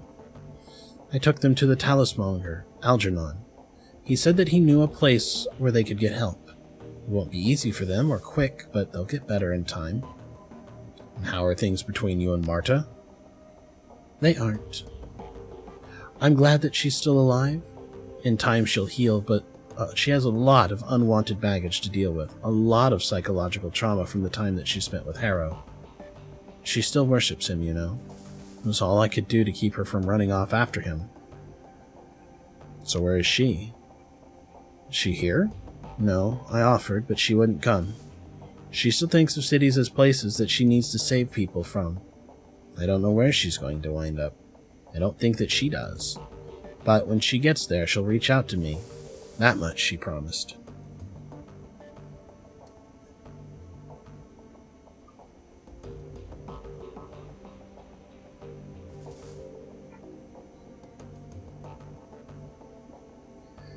Let's talk about something else, Bot. I'd rather not dwell on this. No, that answers everything. So, Glory. As one of my favorite character arcs in the whole game. In any of the Shadowrun games, really. There are great, huge, wonderful meta plots, but I think hers probably has the best writing for anything that's not one of these game-spanning stories. Honestly, they probably could have written an entire game with that, right? You know, looking for the missing kids, finding them, getting to the place and realizing something that's kind of rotten, meeting up with somebody who used to be a part of it and who knows that things are kind of bad, coming back and trying to liberate them. It's a thing. It's a whole thing. Alright, so time to go do... Gloria was my waifu when I first played this.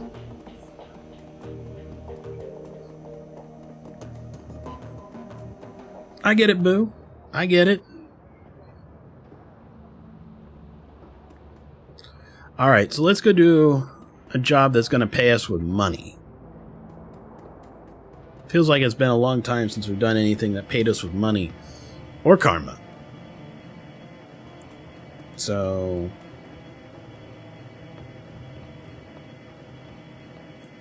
where would you like to travel? We'll assemble the team and head to the AG Chemie Europa facility to extract the Mark 6 prototype.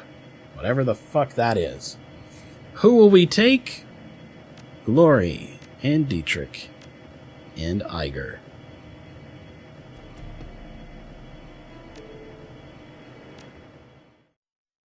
And away we go.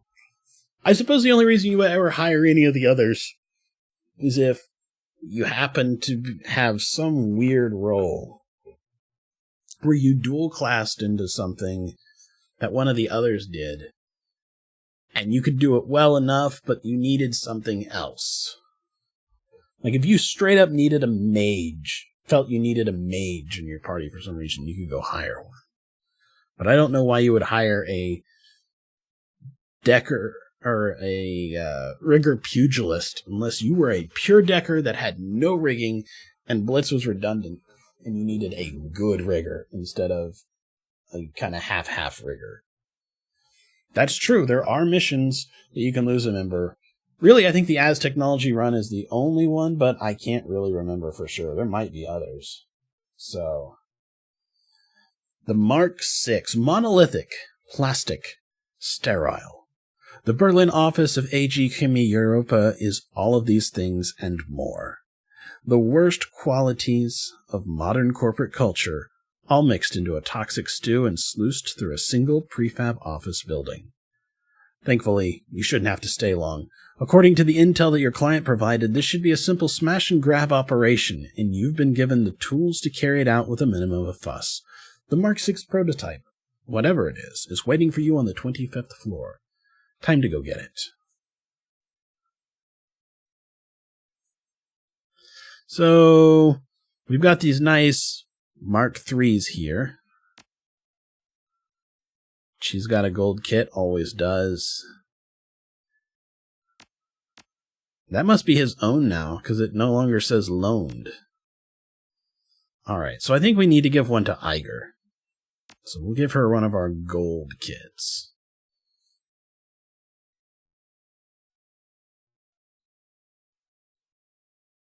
Here we go. You have karma available to improve your character's attributes and skills. Yeah, but it's only 3. Definitely have some other things that I want to do, but I don't think that we're at the point right now where we're going to be able to upgrade anything. So, exit. We need to shut down building security and reach the 25th floor. Alright, what's over here in the shipping crate? Looks like we're supposed to take out generators or something.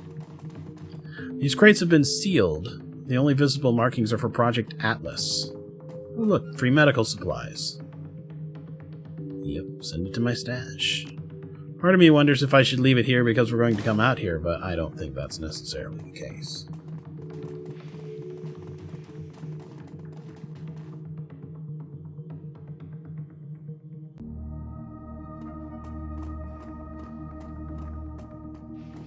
After a few moments of sifting through cables, you find a diagnostic connector with the right sort of input to fit in the little black box that Herr Schmidt gave you. We'll just plug it in. The connector slips into the box with a satisfying click.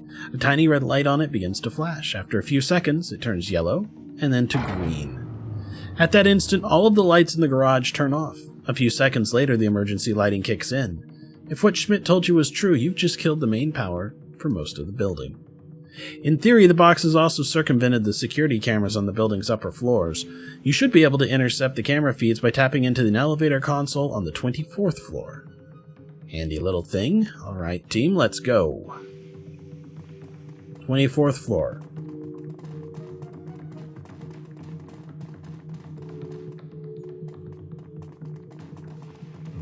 There we go. Without warning, your comlink screen bursts into static. You hear a telltale series of clicks. Someone has established an audio connection to your comlink, and a moment later, a deep, sonorous voice speaks into your ear. You recognize it instantly, your lodge contact, Luca Durr. Well, he doesn't sound deep and sonorous when I think of things. Bod, do not speak, just listen. I have a proposition for you. I understand that your team is currently en route to retrieve a package, the Mark VI prototype, if I'm not mistaken. My associates and I are interested in acquiring the Mark VI for our own studies, and we would like you to deliver the device to us.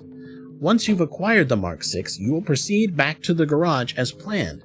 There, you will find a transport parked beside your client's van. Load the Mark VI into the transport, and you will be rewarded. Herr Schmidt will also be dealt with to protect you from reprisal. To accept our offer, simply proceed as instructed and return the prototype to us. Please note that we need the Mark VI in an undamaged condition. If it's not in full working order, it is useless to us. As you know, our organization takes good care of its friends. It would be to your advantage to help us. Good day. The line goes dead with a click. A moment later, the sound of your teammates' comm chatter floods back into your ears.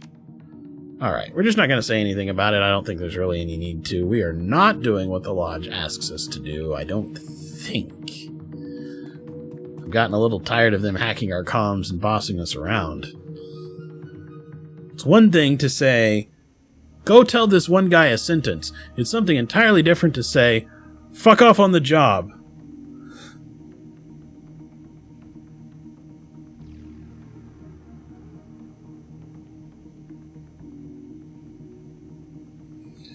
Iger indicates a console built into the wall beside the elevator. This looks like the elevator console. The camera feeds should have been routed here. It takes only a minute to connect your PDA, and immediately the visual feeds from all over the building begin to flood in. Alright. Now to find a way upstairs. Alright, so let's look around. We have camera feeds, so we kind of get an idea of what's happening here. Alright, looks like some bad things have happened here in the lab. We've got a scientist or somebody laying on the floor. Got some sort of room with a computer here. Doesn't look like anything between us and there unless they are right here. Can't go down that way. If we come in here, I'm not seeing anybody. It looks like actually everybody is just in the security office back here. This is enormous. There's also another elevator.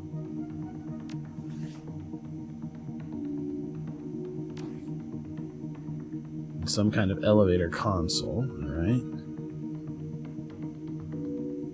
There's a security camera in here and some sort of medical package.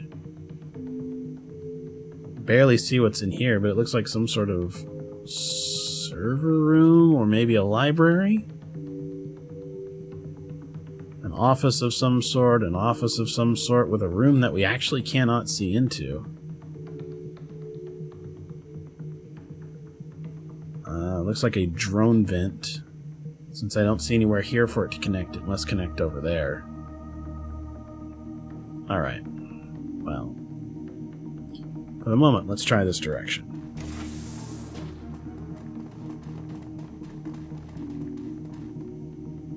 Warning, toxic gas detected. Laboratory lockdown engaged. Yeah, optional, clear the toxic gas from the laboratory. Well, you can lose one permanently in the As technology run if they go down and you explode the building. That's the only one I'm for sure aware of that that can be the case. So, an observation console, what do we have here? A warning light strobes out from the console at your approach. Large white letters shriek out against a red background. Warning, toxic contaminant detected. COC-12, phosgene gas. Hazardous material override engaged. Laboratory entrances locked down. Biotech 4. Nice. Search your memory for any information about COCL2. COCL2, or phosgene, is a valuable pharmaceutical component. In its gaseous form is both colorless and odorless and extremely toxic. It can be neutralized with the introduction of gaseous ammonia. Okay, introduce gaseous agent to laboratory atmosphere. Ammonia. Introducing ammonia gas to laboratory atmosphere. Okay, purge laboratory air.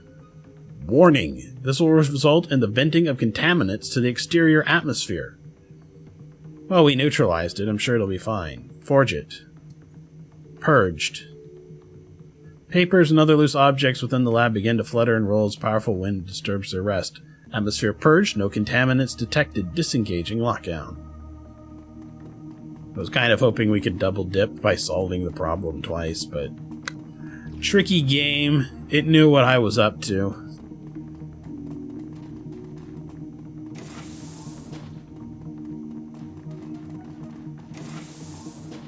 Alright, let's go in here and see what's going on. The scientist lays dead beside a small pile of smashed glass, and a number of beakers have been knocked over on a nearby table. The computer's powered on, but in sleep mode. When the screen comes to life, you find a half-written text file on the screen. The timestamp on the most recent edit tells you that it was written just a few minutes ago. I didn't sleep last night. It doesn't look like I'm going to sleep tonight either. The last test batch failed. My fault. I got the mixture wrong. Sloppy work, Jensen. I can barely keep my eyes open. Got to try again, though. No excuses in this office. I despise relying on stimulants, but I've got no choice. I've got to keep going. Progress marches on. Starting a new batch. If Haushofer's pet isn't ready to be tested tomorrow, well, best not to think about that. Got to concentrate. Remember lab safety. Keep alert, keep awake. One wrong move could spell disaster. Yeah, glancing at the menu, it appears there are log entries reaching back for 2 weeks. All of the entries attributed to the same author, and none of them are password protected.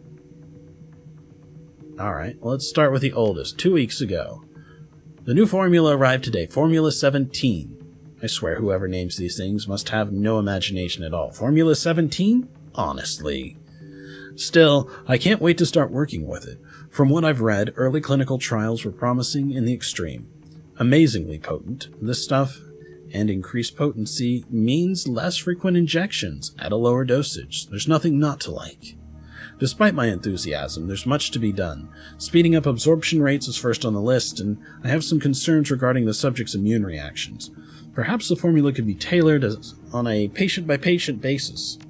Alright, so a week later, tailoring the doses to individual patients has worked wonders. The key was in taking a gene therapy-based approach. They've been using it in medicine for ages, so why not apply the same logic here? So in a nutshell, I've used the subject's own DNA to delude their immune systems into believing that Formula 17 belongs in their bodies. Simple and effective. The approach has helped increase the formula's absorption rate, as well as significantly reducing incidences of rejection. Unfortunately, it also rules out easily mass-produced product, but I'm convinced that the results will justify the additional costs. And yesterday's entry? A week! He waits an entire week before telling me that tailoring the mixture is an unacceptable solution. And then he tells me the trials are to begin tomorrow. I have no time, and Geisbrecht's applying so much pressure that I can barely think. Bastard. Haushofer's probably threatening him now, and all of them can rot. Maybe now that Haushofer's playing Heat the Sheets with Geisbrecht's secretary, he'll learn to lighten up. We can only hope. Anyway, I have some new ideas to move forward with the formula. Admittedly, they're far-fetched, possibly even dangerous, but if I don't start producing some results, I get the feeling that it won't be my problem for much longer. Wish me luck, Journal. It's science time. Kind of in the mind of, all the worst corporate sci-fi ever, right? On the counters a note, carefully transcribed in neat handwriting. The paper bears the letterhead of Senior Executive Leonard Stromberg. I'm still waiting for that report. When I said ASAP, I meant I needed it yesterday. Stay until you've completed the tests, and then leave the report on my desk. The code is 54139. Do this tonight. I'll expect to see it waiting for me when I arrive tomorrow. Stromberg. That should get us into one of the offices, I bet.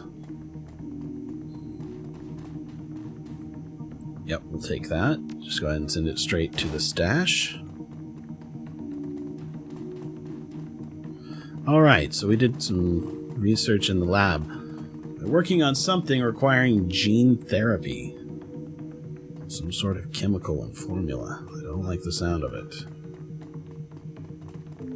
Alright, what do we have here? Looks like a data store / records. Okay. Is there anything in here besides that computer? No. Alright, so let's go to this records terminal and see what we can figure out. Welcome to the AGC Data Library, Archive, and Employee Record System. Enter search terms to begin. A text entry field awaits your query. Formula 17? That seems to be valid.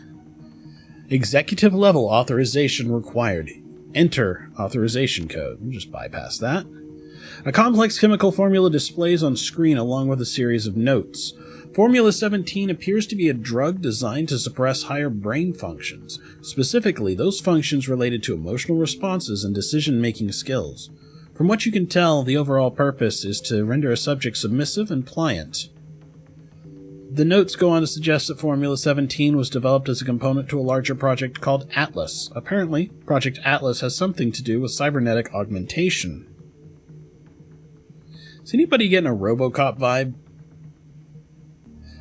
Formula 17 was developed to help reduce the incidence of rejection in Project Atlas's test subjects. Recent trials of the formula have been extremely encouraging. While initially a serious concern, fatalities have dropped off to a statistically insignificant level. Who decides what in the statistics is insignificant? You could say a 40% loss rate is insignificant if, you were used to a 100% loss rate. The document is accompanied by a fairly extensive record of testing performed on metahuman subjects, along with death records over the course of the project. The Schockwellenreiter will be interested in all of this information. According to their charter, sharing this information with the world would be a top priority. In the wrong hands, however, this formula could cause immense harm. So let's try searching for Atlas. Okay, we've got some data on Atlas as well. Let's bypass the authorization code here. Authorization accepted. Welcome, Herr Stromberg. Mark 6 prototype data stored under Project Atlas heading. Redirecting inquiry Project Atlas. Volumes of information begin to flit across the screen. A good half of what you're reading has been redacted and the rest is written in impossibly dense corpse speak. You scan the archived information, collating it in your head as you go, and within a few seconds a picture begins to form in your mind. From what you can tell, the ultimate goal of Project Atlas is to circumvent the effects of essence loss in metahuman subjects. Apparently, a number of working prototypes have been built over the last year to test theories put forward by project scientists. The most recent of these has been designated Mark 6. The report isn't all sunshine and rainbows. There are death reports in here. The mortality rate among the test subjects has been appallingly high. The report also makes reference to Formula 17, a subject that's being developed in support of Project Atlas. Okay. That's interesting. What else could we possibly... Oh, access visual record.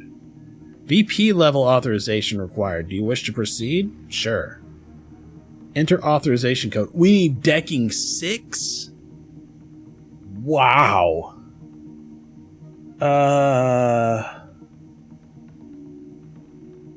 Jesus. What was the code that we found before? I don't think it'll work. Stromberg wasn't a VP, was he? Oh, maybe. 54139. We can try it. It works. Whoops. 54139. Executive authorization insufficient. VP authorization required. Alright, well. I can't think of any other records to search for at the moment. We don't have the code, but we've got some offices to search. Maybe we'll find it. It's also possible that we may acquire enough karma to look at boosting our decking. Because our drone control and drone combat, we got up to 7, so getting to decking 6 wouldn't be a terrible thing for us. Because that... yeah, I mean, it's not going to get us all the way to the Fairlight Excalibur, although I would like to get there at some point. Mark target? We're not really using it. Maybe we could be. Drone combat also would be nice. Yeah, see, +1 AP bonus, maximum for trolls. I thought it was supposed to, but we had 3 AP just like we did every other time. 10% accuracy would be nice. I don't know. If we can get one more karma, I'll look at increasing decking. We need to make sure it doesn't get left behind anyway.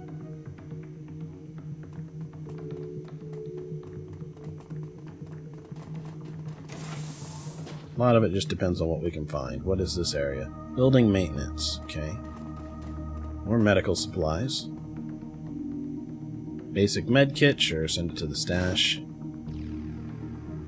Nothing else in there.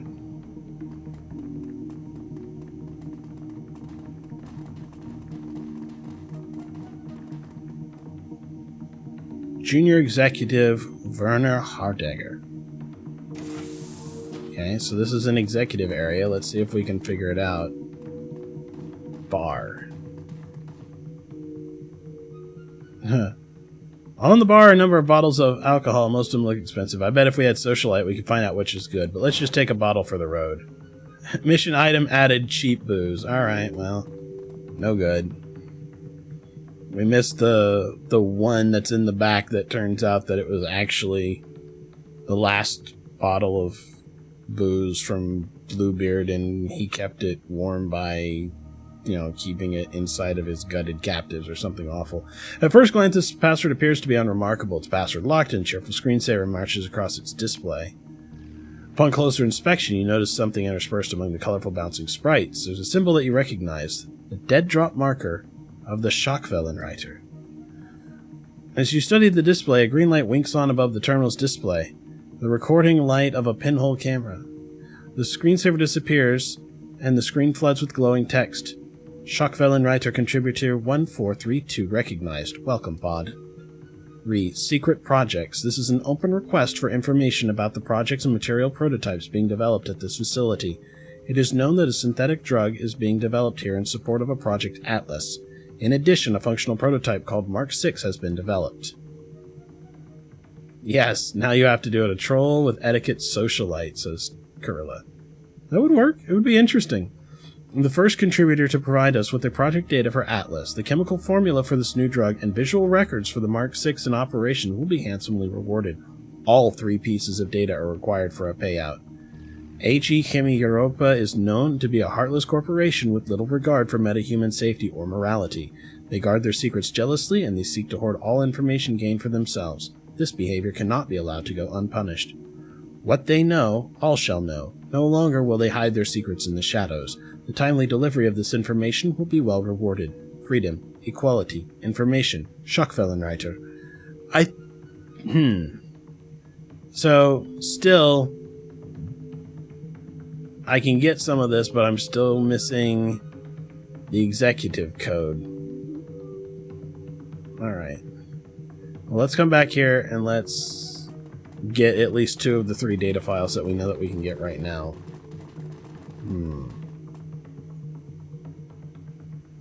Search the archives. Formula 17.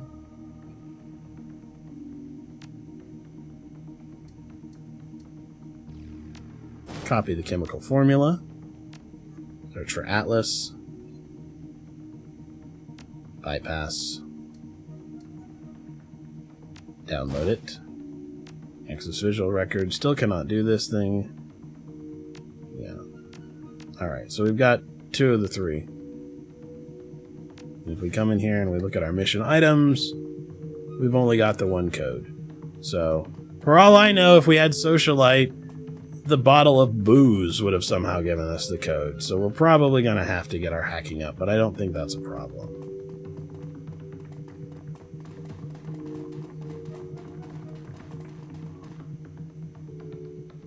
Yeah.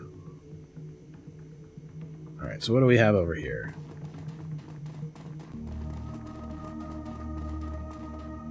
Senior Executive Leonard Stromberg, Secretary Annika Schroeder. Enter passcode. 54139. Code accepted. Door unlocked. Search her desk. Rummage through the notes. Cursory search revealed that the desk drawers are stuffed full of lewd love notes, all hastily written on scraps of Ashpa's stationery. Exploring Annika's desk is like embarking on an odyssey of filth. 30 seconds in, and you've already learned 3 new euphemisms for sex in a storage closet, as well as exciting new definitions for a variety of common office terms. Thankfully, your search also turns up something of more immediate value, a scrap of paper with a name and a code on it. Haushofer, 84792. Alright, let's try 84792.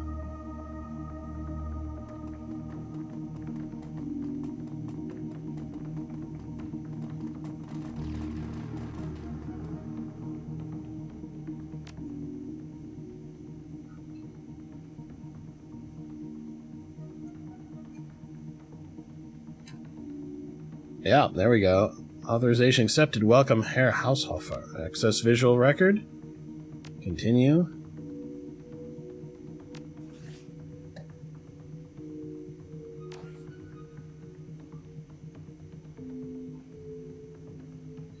Authorization accepted.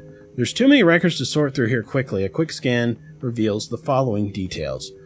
Recordings of laboratory experiments on metahumans. Images of an extensive series of cyber surgeries being performed upon a large troll.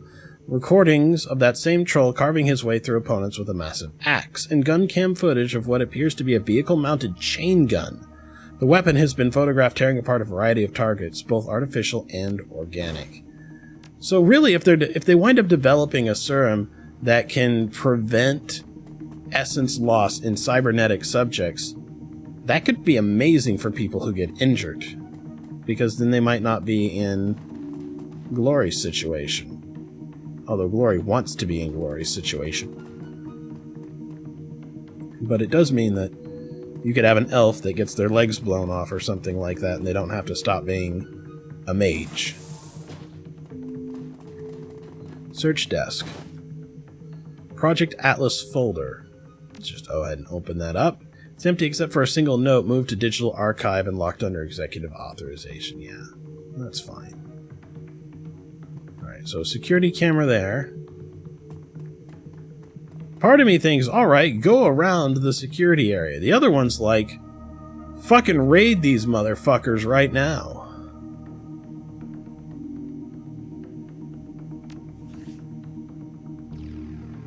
Return the prototype undamaged to the lodge. I don't think so. We still need to reach the 25th floor, though.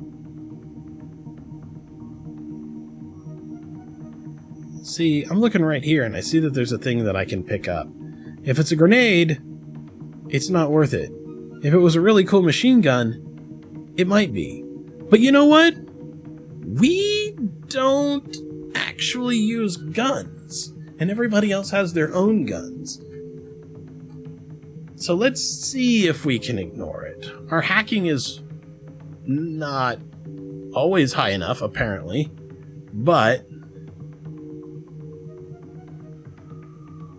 I mean, I just want to get the thing and get out of here. Let's just see if we've got what it takes to get through here. I bet it's going to say something like, security lockdown can only be released from the security office or something like that. But let's try it.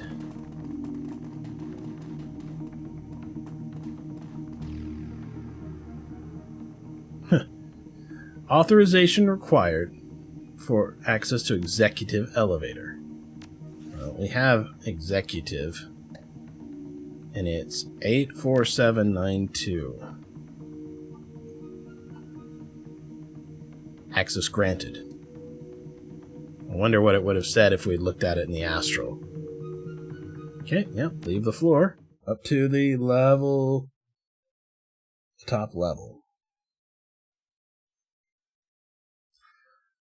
So, if I understand it right, they have turned a troll into RoboCop. So this is straight up OCP. The elevator whisks you upwards towards the executive level 25th floor. As expected, the run has been relatively smooth sailing so far. A chime breaks the silence as the elevator glides to a stop. The Mark 6 is somewhere on this floor. All you have to do is find it.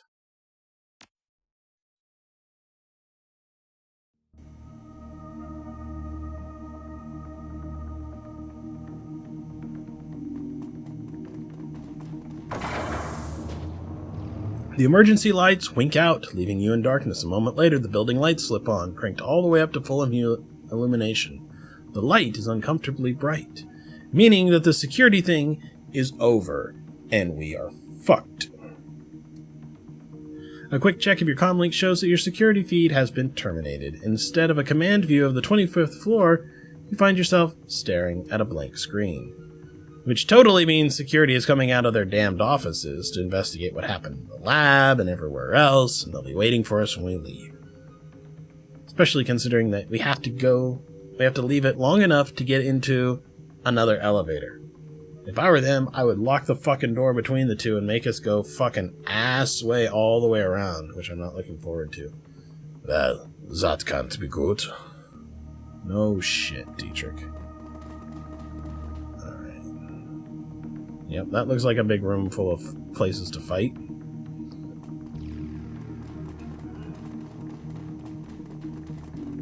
This is going to be one long run and gun to get out of here. The door slides open with a pneumatic hiss. An enormous figure fills your vision. It stands motionless by a console in the corner of the room. Almost every inch of the thing is covered in dull steel and gleaming chrome. Its mechanical arms end in articulated hands that wouldn't look out of place on an industrial machine. Bulky, cumbersome things designed for crushing power rather than finesse. Clutched in one of those crushing hands, a chain gun glints with sinister purpose. Man, his whole face has been replaced with some sort of electrical component, maybe some sort of sensors or something. That shouldn't be possible. Nothing can be implanted with that much chrome and live. Yeah, this isn't right. Well, whatever it isn't moving. I think that it's on standby. The lights are on, but nobody's home. Have a good night, Venomy. Sleep tight. You can hear me mangle more German in the VOD. The figure stands completely still, but its eyeless head fidgets in agitation. Something about it reminds you of a snake tasting the air. Off to one side, the screen of a control console glows cheerfully in the gloom. Great.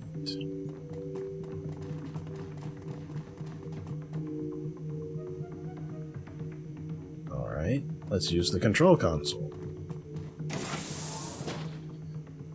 Mark 6 Cyber Zombie Prototype Control Console. Cyber Zombie! Jesus Christ. Man, I am hoping that I get to pilot him like a goddamn drone. Mark 6 Prototype is the exclusive property of AG Chemi Europa. Unauthorized access is prohibited. To put the prototype into demonstration mode, you may activate its systems from the following menu. Alternatively, the system can be directly piloted from a control remote rig. Press any key to continue. Glory, can you tell me what these augmentations are? Glory nods and steps forward. As she stands next to the cyber zombie, you can't help but notice how much chrome riddles her own body. The cyberware is high grade, quality stuff, but not mil-spec. The arms look industrial in design. Interesting choice, but there's nothing wrong with it. Huh, the control system looks interesting. Like a drone control interface, but it's wired into the base of the skull. From the positioning, I'd say that it's connected directly into the thing's brainstem. Glory takes a closer look at the cyber zombie's control module. A moment later, she takes a sudden half-step back. She turns to look at you, a disgusted look on your face. Bod, listen to me. We have to kill this thing. This thing's our payday. Explain yourself. This troll, it's conscious. He's still conscious. They've outfitted him with an inhibitor chip. He's trapped in his own body, screaming to get out. This isn't a prototype, Bod. It's a person. We can't just cash him in for a paycheck. Can we do anything about it? Can we help him in some way? No promises, but I can try. Man. Not sure how I feel about that. I want to get paid. And I am not super happy with the idea of her, accidentally setting the stupid thing free and we have to fight it in this office. That's the thing that I don't really want to do. What do you guys think? You don't want to mess with the lodge? I'm not afraid of the lodge. Not afraid of the lodge. I'm not giving him to him one way or the other.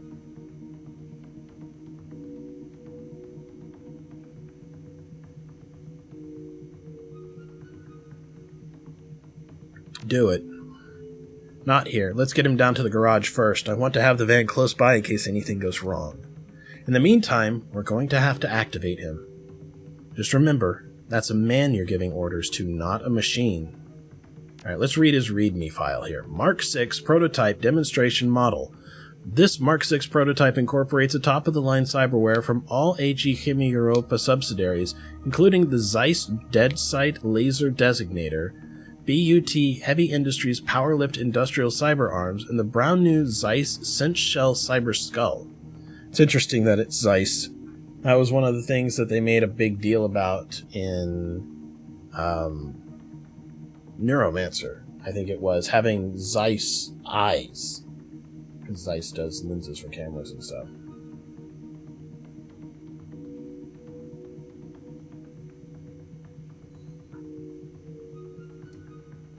Where necessary, competitors' products have been incorporated into the platform. Ares dermal plating, universal Omnitech move-by-wire, etc. These systems should be considered placeholders until for this proof-of-concept prototype. The biological component of the Mark 6 was selected for size and durability by General Genetics worldwide. All autonomous functions necessary to maintain the biological component are original to the component itself and should self-regulate within operational limits. As a proof-of-concept demonstration model, the Mark 6 was designed for remote operation. A eye-in-the-sky drone control system has been incorporated into the Cyber Skull. Comlink control is also possible for casual control, but for product demonstration purposes, use of the drone control system is advised. Armaments. The Mark 6 prototype comes equipped with an Ares Vanquisher vehicular rotary cannon to demonstrate the Mark 6's actuated strength and recoil suppression capabilities. The model is also equipped with a Global Polymers monofilament axe. For demonstration purposes, this weapon has been designed with a heft well beyond the lifting capacity of any unaugmented metahuman. The Mark 6, of course, can swing it with ease.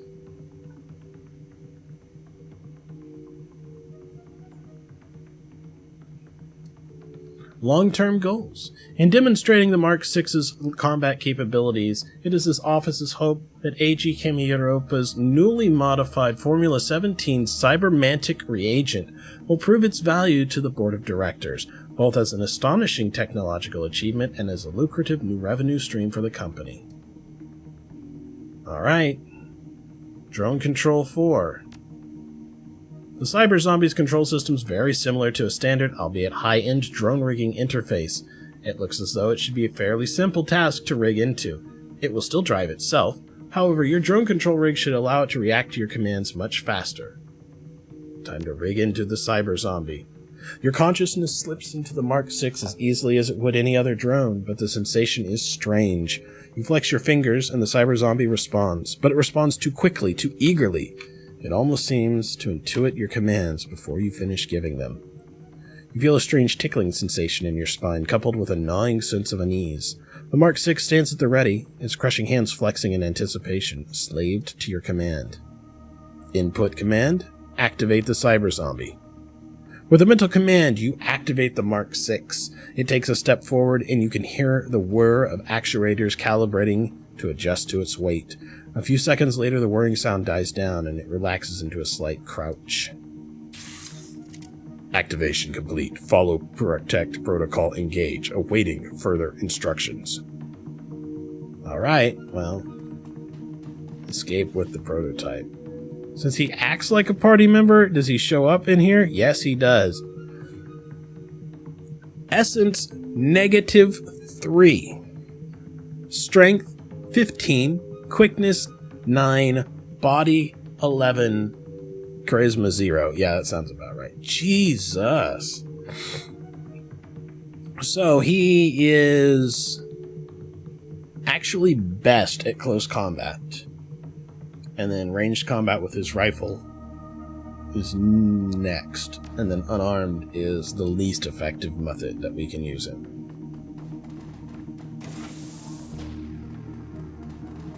Yeah, 10 melee, right? But only 6 unarmed. Here we are, Knight Errant Captain. Oh, fellas. The Knight Errant Captain takes a half step towards you, magnified by his masked speakers. His voice comes out like the roar of some great beast. Drop your weapons and step away from the prototype. Do it now! I got a better idea. Drop your weapons and I won't order 10 men here to tear you in half. Try it. See what happens.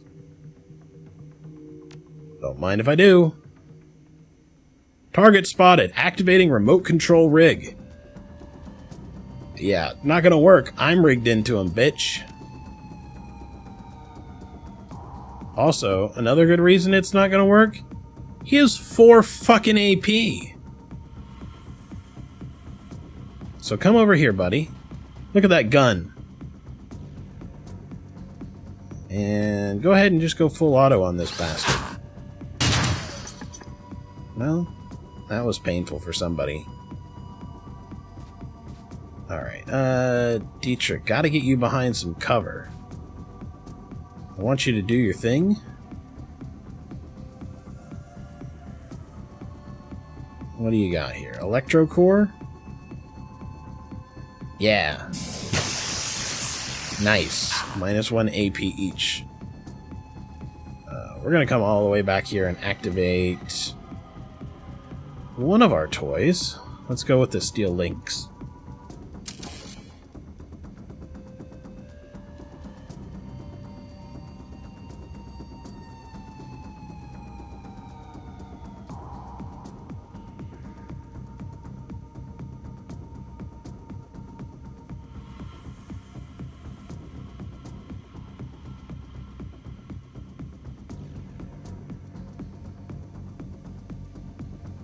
Oh, had a sneezing fit there. Okay, doing better now. Alright, I don't think I want to come all the way back there. So let's look at... That'll work. That puts you behind some cover. Thank you, Corella.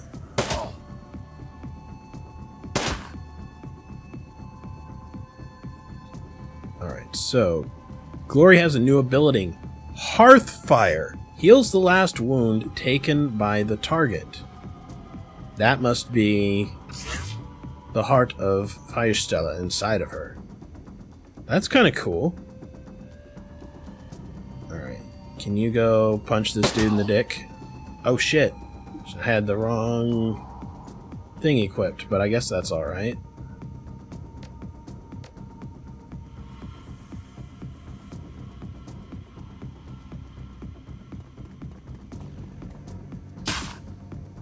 Nice. Hemorrhaging, -5 hit points per round, and he lost all of his AP. What can we do with Iger here?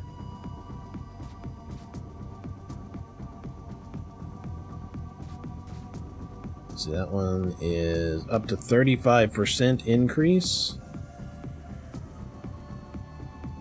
Hit him a lot. 29 damage.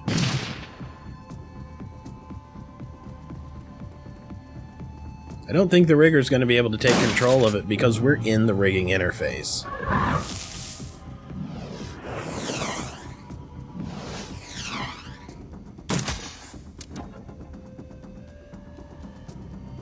Alright, so let's go ahead and haste Glory. We're really setting her up for success here. Speaking of being set up...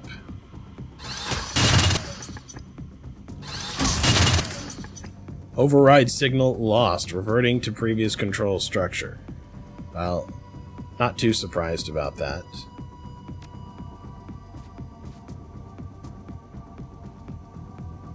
Alright. Let's do a compound attack. There we go, -2 AP, so we're keeping him stun locked. What do you have in terms of grenades?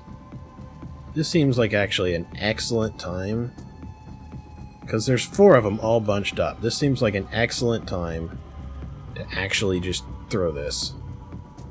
She missed. Oh, but we still caught some of them. And I just remembered that that always unsummons summoned creatures.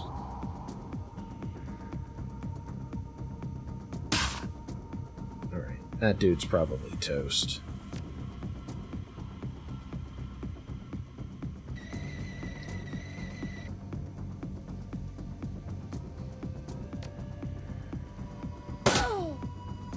Whoa, that was a good hit. Definitely good. Okay. Time to go ahead and activate the other drone, I think. Right now, we're controlling 3 drones.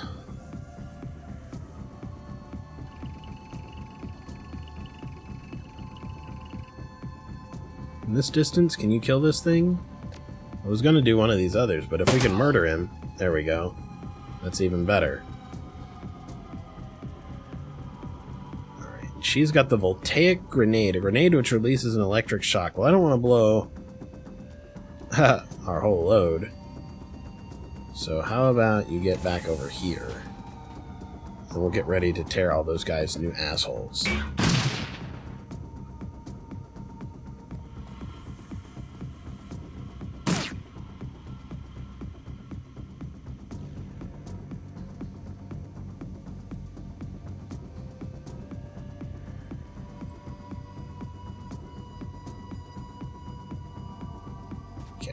So, this guy here, what do we got going on with the old Cyber Troll? We've got his prototype monofilament axe. Not enough of them together for cleave. Doesn't really matter. There we go. Thrust on this guy. That may just outright kill him. Nope.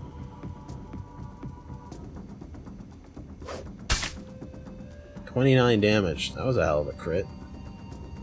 Alright, can we get the drone to kill him?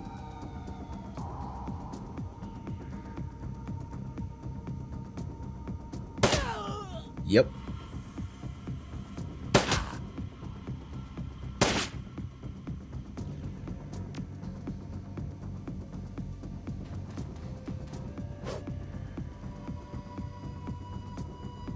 He has so much armor.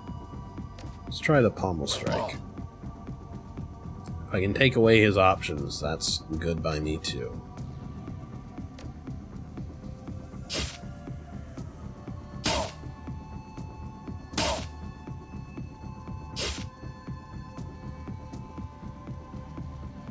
Alright, Dietrich, what do you have? Probably should have used him to just cast aim previously, but that's fine. Ah, achievement progress awakened predator. I think that means I've killed a certain number of people with magic. Alright, and then... Iger. We can try this. I'd wanted to have her over here so that she could snipe on these guys. Not a good thing to do with a pistol. I don't want to hit the cyber zombie, so... Alright.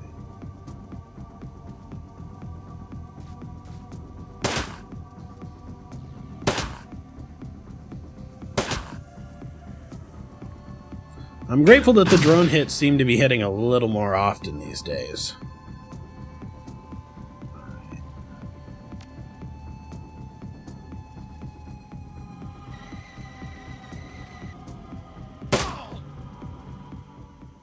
And down we go. And we got a bunch of healing back.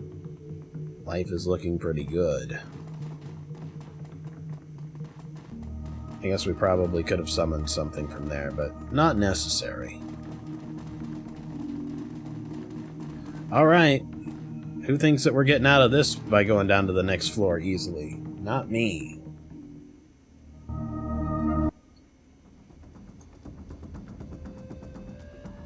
Motherfucker. That door. Just what I said.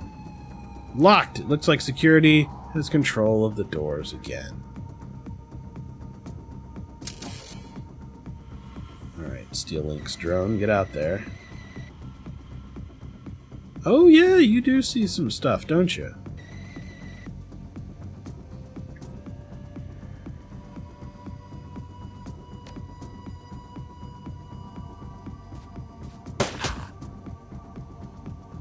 Pretty good. Alright, go ahead and hit Glory with haste. And then she's going to go ahead and activate Adrenal Pump on herself. And then let's go ahead and move the cyber zombie. 4 AP. It's pretty good. So let's go ahead and... what do we got here? Cleave? Hit that guy. No, it won't cleave him. Pommel strike. Disarm. I like that idea. But it's 2, so it won't work. Alright, just try a thrust. Target spotted, activating remote control rig. Well, now we know who we need to kill first, right?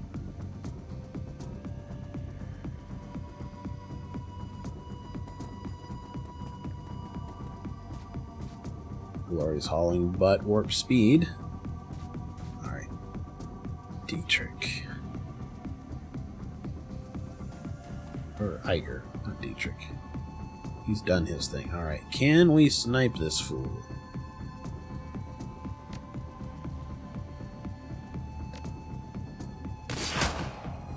Nine damage. Not what I'd hoped for. That's a lot of people. That's a lot of people. I mean, they're giving us a super tank. I wonder if you could basically make this guy. Uh-oh. Root system access attempt registered. Override in progress.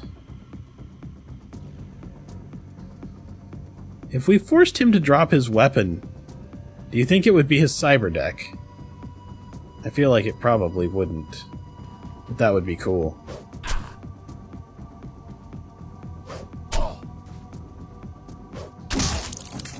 Override signal lost. Yeah, you bet your bippy it was. Alright, now if you will just hit Glory with aim, so that she gets a plus 15% on all of her accuracy, we'll put her 4 AP to serious use here. So we got a guard, an enforcer, a conjurer, a captive, a mage, and a guard. Like, I want this dude dead, but I think we'd probably... well, let's see what Iger can do. 10. 20. It's not terrible.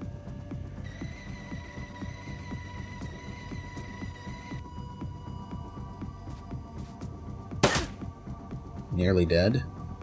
I think it's best to maybe just activate our other drone. We're just gonna have to sit back here for a while. Once the combat's done, we'll scurry our little dwarf legs to catch up. Alright. So, movement of 2. If we use our aimed shot, there's a chance we might be able to kill this conjurer. Yep, conjurer down. Alright.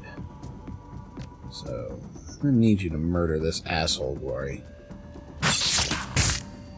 Minus 2 AP. Sweet. Armor's completely destroyed. He's half dead at this point, and he can't move. Move to the next person. Somebody else will take him out next turn.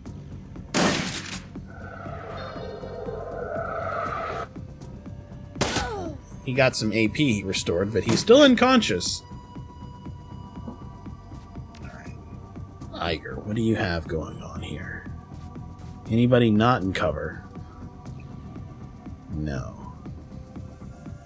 Well, this guy.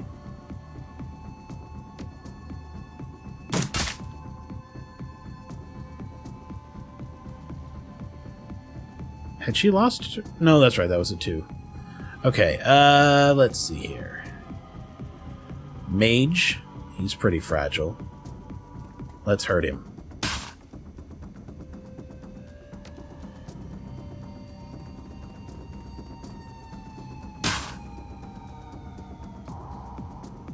Boy, I hope she can pull this off.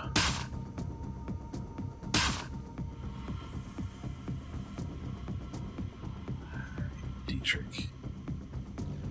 Some cover would be good. Yeah, just sprint all the way up here.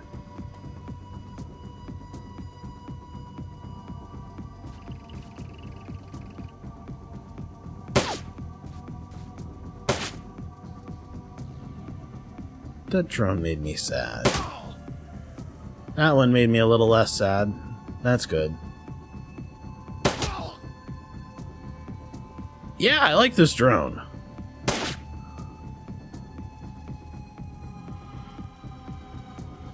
Well, thrust is mechanically the best choice for the axe. It costs the same. It's minus 10% to hit, but his hit is ridiculous.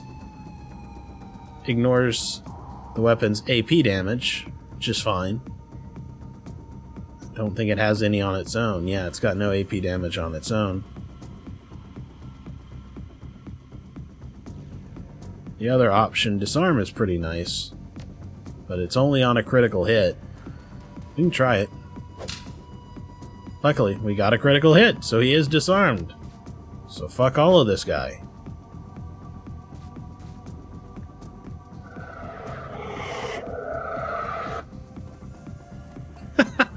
Running away, bleeding all over the floor. That's a grenade. He took a grenade and only took 8 damage. Dude's kind of a monster. Go kill that guy. Kill him. That's what I wanted to see.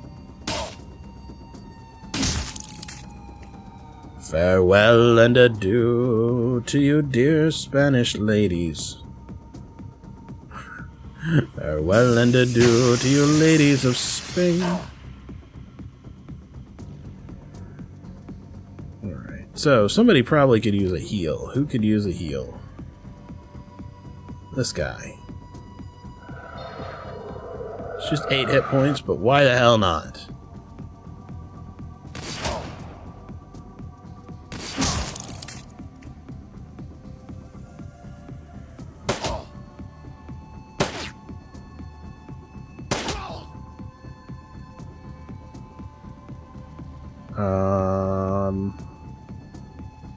Holy smokes, there's more of them.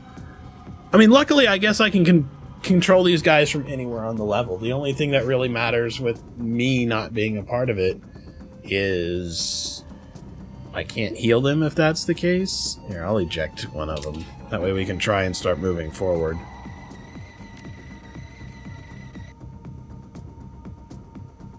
Cyber Zombie does have a designate, and it doesn't cost anything, so we should probably be using it.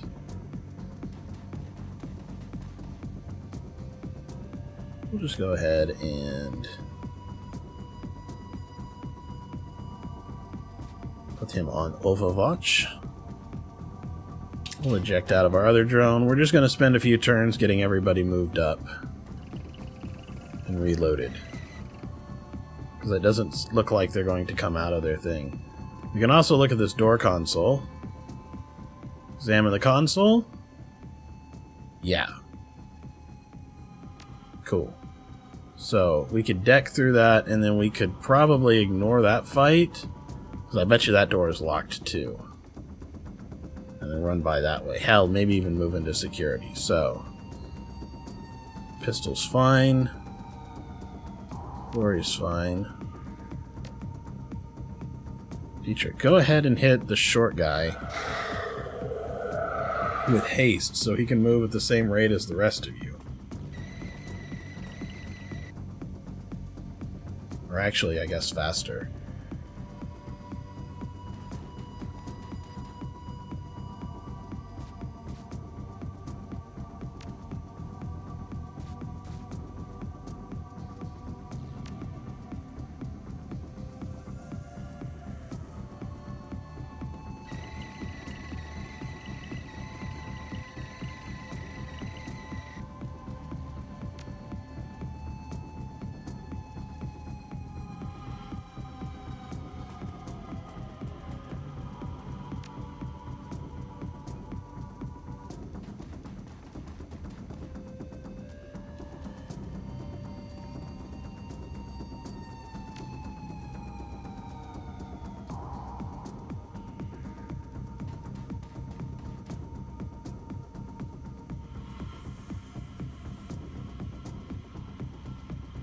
Sure, that'll work. Go ahead and overwatch behind us, but I don't think anybody's coming. Tiger needs to reload.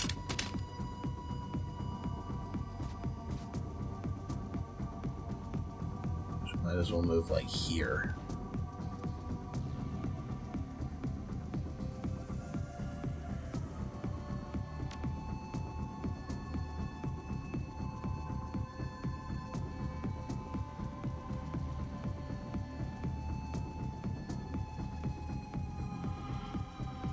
That square, right there.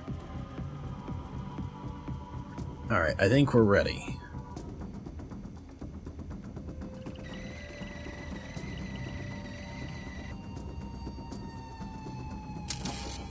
Drone into control mode. End the round. Hack the door controls.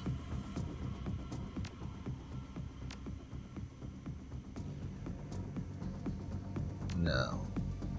Glory will activate pump. Dietrich's going to hit her with haste. Go ahead and pop that door open.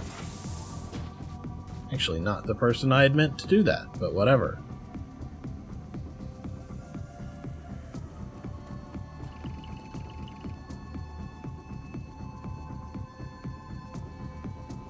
So really, we are still going to have to deal with the same group. But we're just going to flank them, it looks like.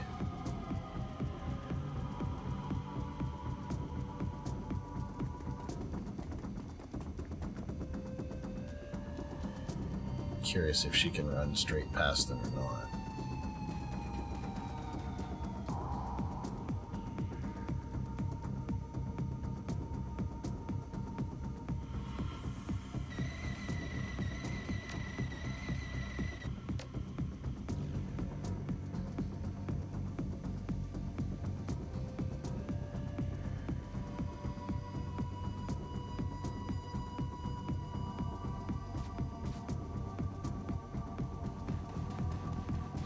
I don't want to get so far that I accidentally pull a second group in case this doesn't work.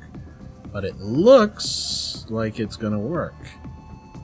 Ugh, I can't quite make it to the door control because I activated the drone and just ran out of what I needed, but that's alright. Is there anybody in there? Yeah, there are. Fuck them. I don't really want in there.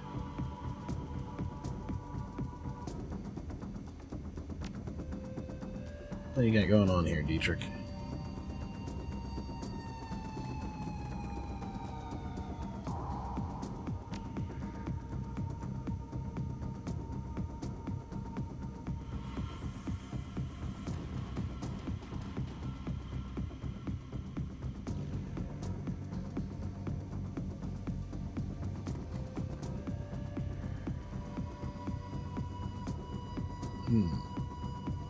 Three guys back there. Good to know. Can't hit them from here. Which means they can't hit us either. Yeah, it would be kind of cool if I could lock them in, but I don't know if it's going to work like that or not. We'll see.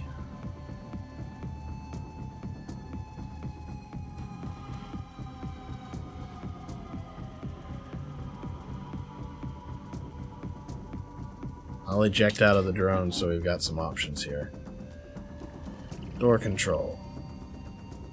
Bypass the lockdown.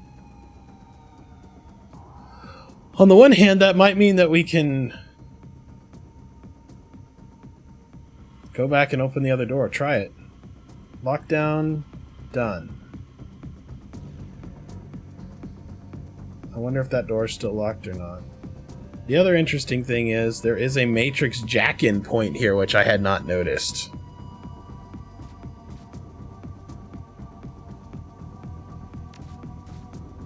So now I'm really considering running in there and trying to obliterate everybody, because I've got no idea what's in the matrix jack-in point.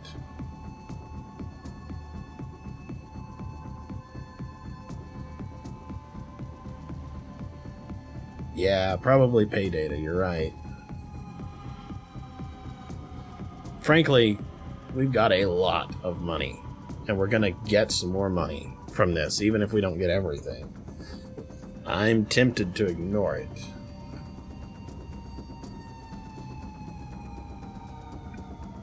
Because no amount of pay data we've ever found has even been worth as much as a single Bumona Gold trauma kit. Just has not been. So, let's just keep pushing on. As long as they don't come out of there, we're fine.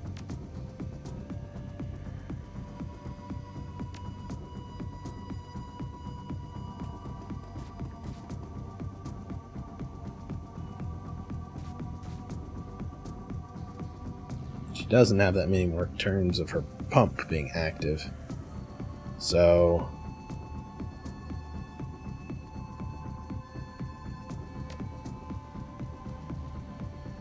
time to... Really? I would have thought for sure that right here would have been enough to target somebody. Well, I can just run there. And then attack. There's a whole lot of them.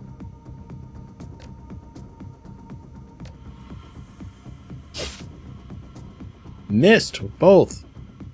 Well, shit on me.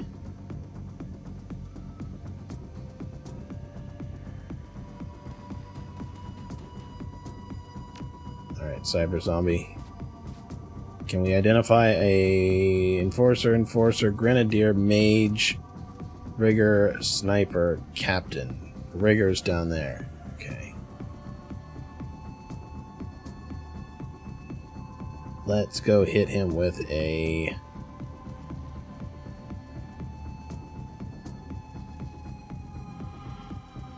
I don't think... well, maybe we can go a cleave.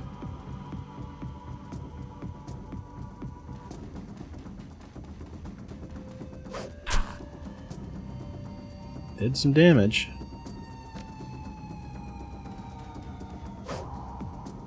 Missed with the pommel strike, unfortunately.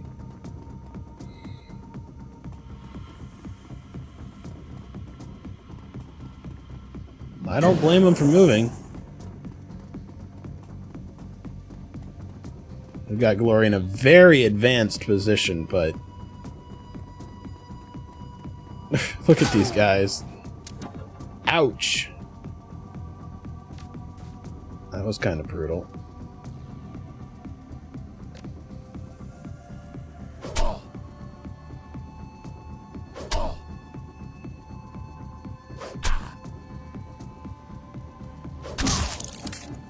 There we go. Destroyed. What do we got going on here? We've got grenades. This is a good time for grenades. We're gonna do that one. Missed. Did you miss in a good way, though? Good enough. Took some armor, set him on fire. I'll take it.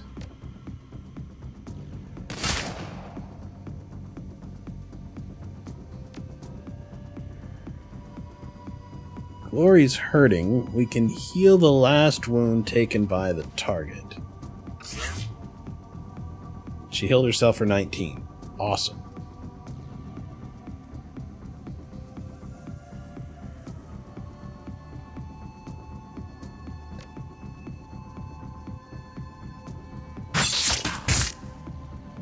$2 AP. Nice. Go kill this guy.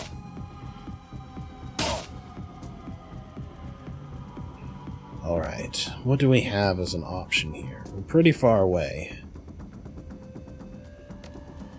Let's hit Iger with aim. That way she can do a lot better when she's trying to punch things out with her really heavy weaponry. And then... yeah, try it.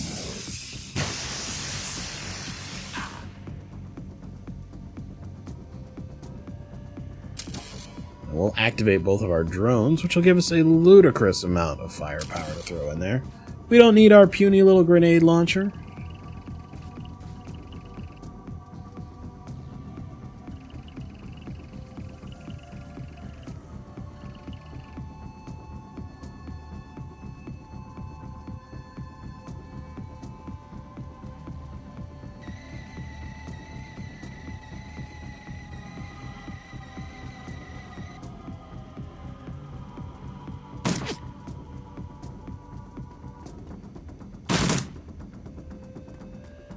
I love how they think the troll is like a valid target. Everybody out there is far squishier than that thing, but they're like, yeah, absolutely, let's try and take down the enormous cyber troll. Because that's going to be something that's going to work out in our favor.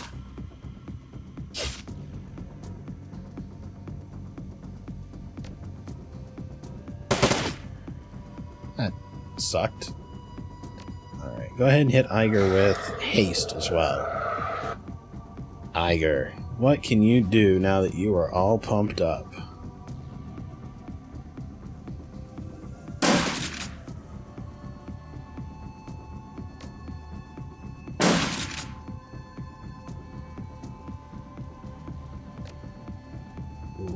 Tempted with the grenade, but I don't think we're going to yet. Alright, sniper rifle. Excellent.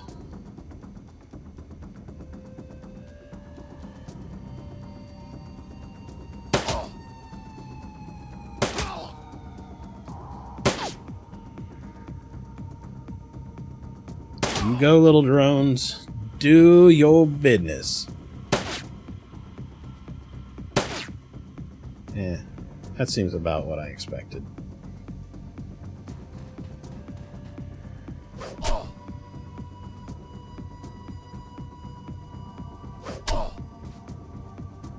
.22 damage, and let's use the minigun. Yeah! Just gibbed him into chunks. That's what I like to see. Oh, there was more people around the corner, and they've decided to join the fray.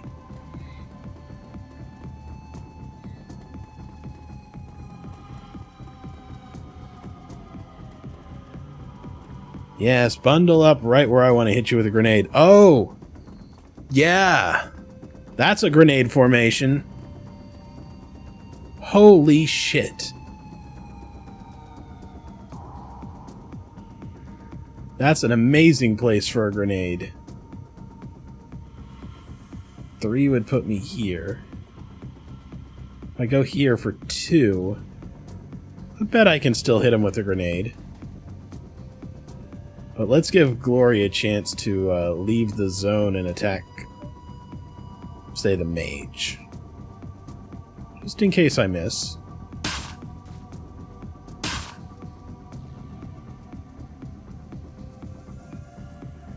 They're following the something of combat.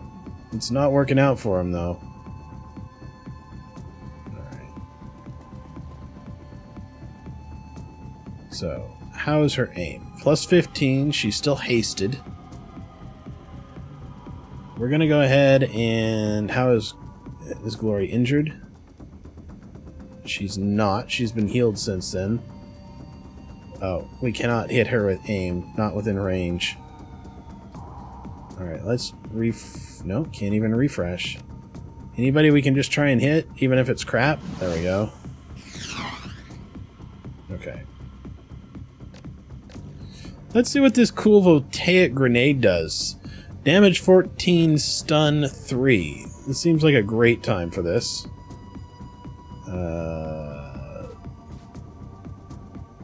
2 should hit them all. Well, let's try this one. Wow. What a grenade. So, yeah, loyalty powers, basically, right? I don't know what Blitz's is, because we haven't really looked at his code. I think it's only in the Cyber Matrix. But we got a heal for Glory, and we got a better grenade for Iger. And that worked out pretty nice. Time to start mowing these fuckers down.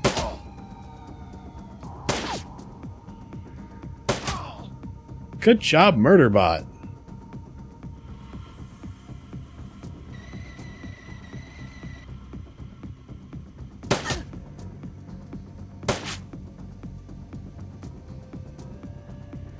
Speaking of Murderbots,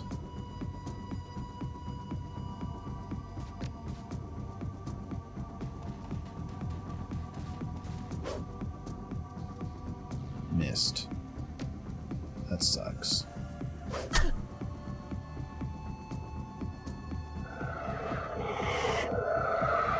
Oh no, you damaged her armor. I'm sure it'll be fine. Glory is probably going to need a heal. You cannot reach that far. Alright. Can you get close enough so that you can? That should work.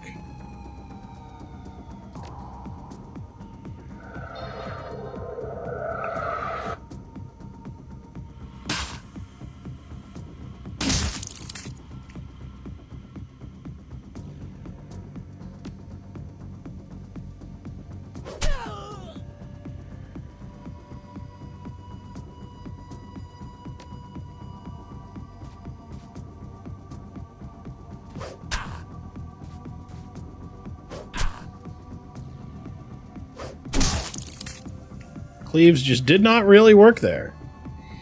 That's fine, though.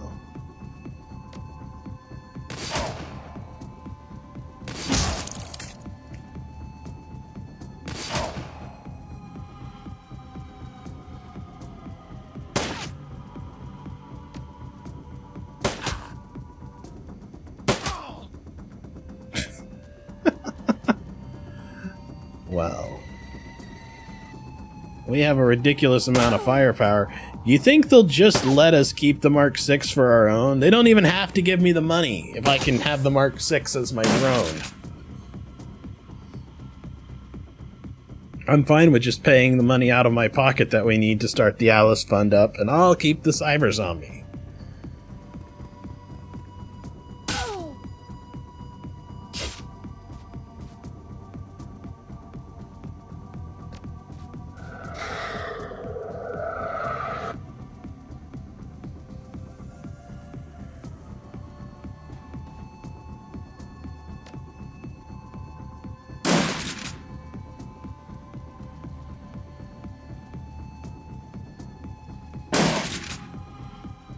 Yeah, I'm certain that Glory would have issues with it.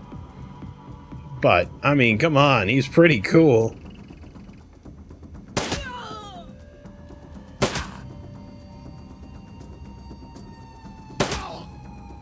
And murder bots like their murder.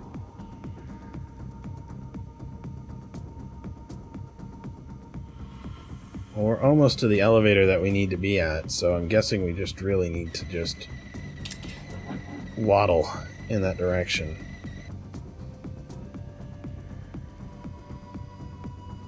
What do you got over here? Anything left? No, and even though we removed the lockdown, that's still, well, locked down.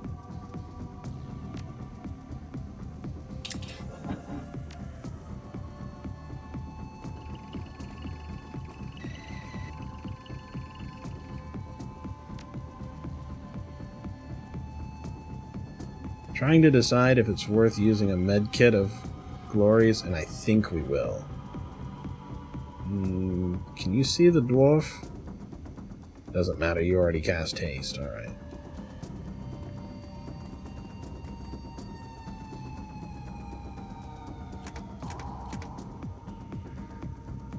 Reload everything that Iger has.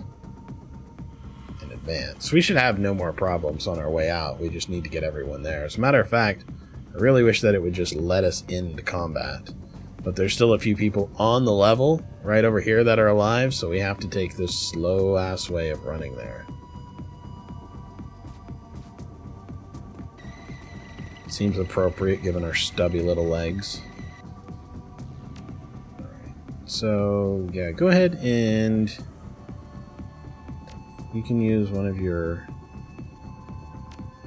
med kits.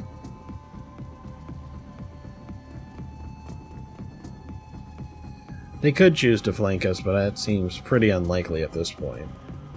They shouldn't be able to really catch up to us in any meaningful way.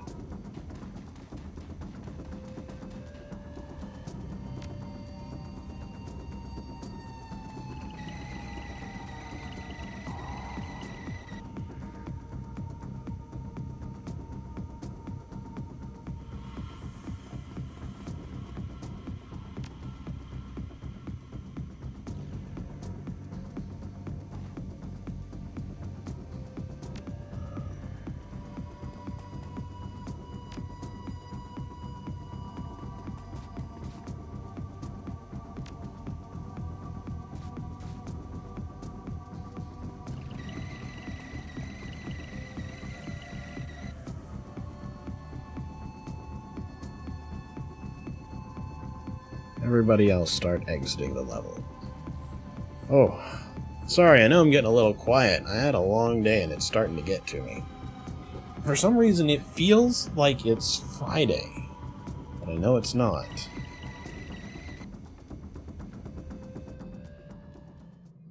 Okay, now we are here in the basement. We all healed. The game went really slow. So we've got Finley's exterminator van.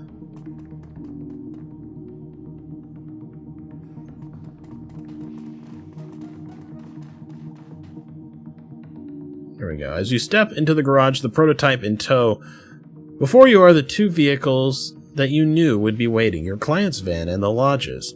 And nobody but you knows what the presence of the second van means. Decision time, boss. Can't say that I like the idea of handing this thing over to Schmidt. Lord knows what he's going to do with it. Dietrich's right. We're not talking about a piece of merchandise. There's a living troll buried under all that chrome. It's your call, boss. I can't say I envy you the decision. And that's the interesting thing about this. I am relatively sure that if we give him free will, it will be just like the last game, and they will attempt to kill themselves. So... crap. Gotta figure out what we're gonna do with this here. We can try and ship them, we can have Glory try and remove them from the controller, or we can try and deliver them to the lodge. I will say that the Glory option is almost certainly the most humane option of them.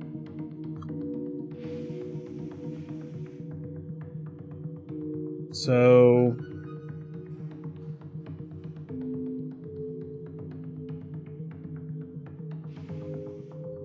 meh. We'll just do the job. Send him back to the client. The back of Herr Schmidt's van has been reinforced to accept the marked 6th weight. With a simple command, you order him to step inside. Sorry, Glory. It sucks, but... yeah. The U-Bahn feels especially cramped on your ride back to the Kreutz Bazaar. In your mind's eye, you can still see the carnage that you left behind in the AG Chemie building. Memories replay themselves over and over in your mind, fleeting visions of a hulking thing made of muscle and chrome. You put them aside, shelve them for later. That job's over. It's time to collect your pay. We got bigger things to deal with. We've got the Feuerschwinge to deal with, so we need the money to do the Alice thing. That's just how it is.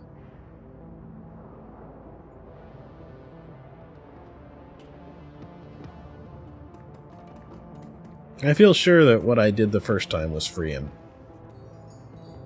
But I can't remember what that does. He probably does kill himself. It's literally the only thing I can imagine. Who would want to live like that? He has an essence of -3. There's just no him left.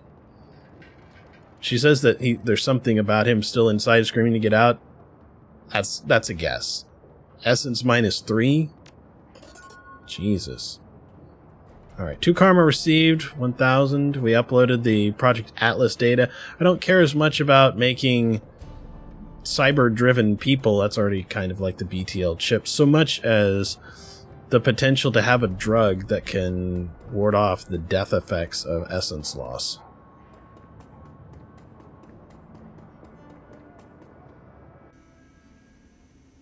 So let's get in here. Let's go collect our pay, and then we'll probably call it for the night. We'll start off with Alice and then trying to get the end stuff done probably tomorrow. Alright, we have 2 unread messages. One about Blitz from M to Bod. Dear Bod, tell Lucas, I mean Blitz, that I'm proud of him for not being an idiot. In all seriousness, I know that his first impulse must have been to come riding to my rescue despite the fact that I didn't want him to. The fact that he was willing to listen to me and stay away, well, it means a lot. I wish that I could tell him everything. So much has happened, but for now I'm afraid that I have to keep quiet. Lives depend on it. Please tell him to sit tight and that I'll be in touch when I can, and please tell him that I love him. Best, M.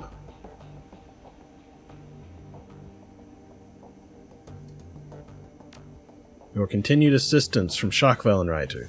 Thank you for your service. As a sign of our appreciation, we have decided to reward you with a piece of biotech that one of our operatives acquired on a recent job.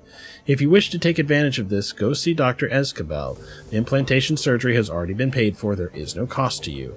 Again, thanks for your help, and enjoy your new toy. Freedom, equality, information, Schockwellenreiter.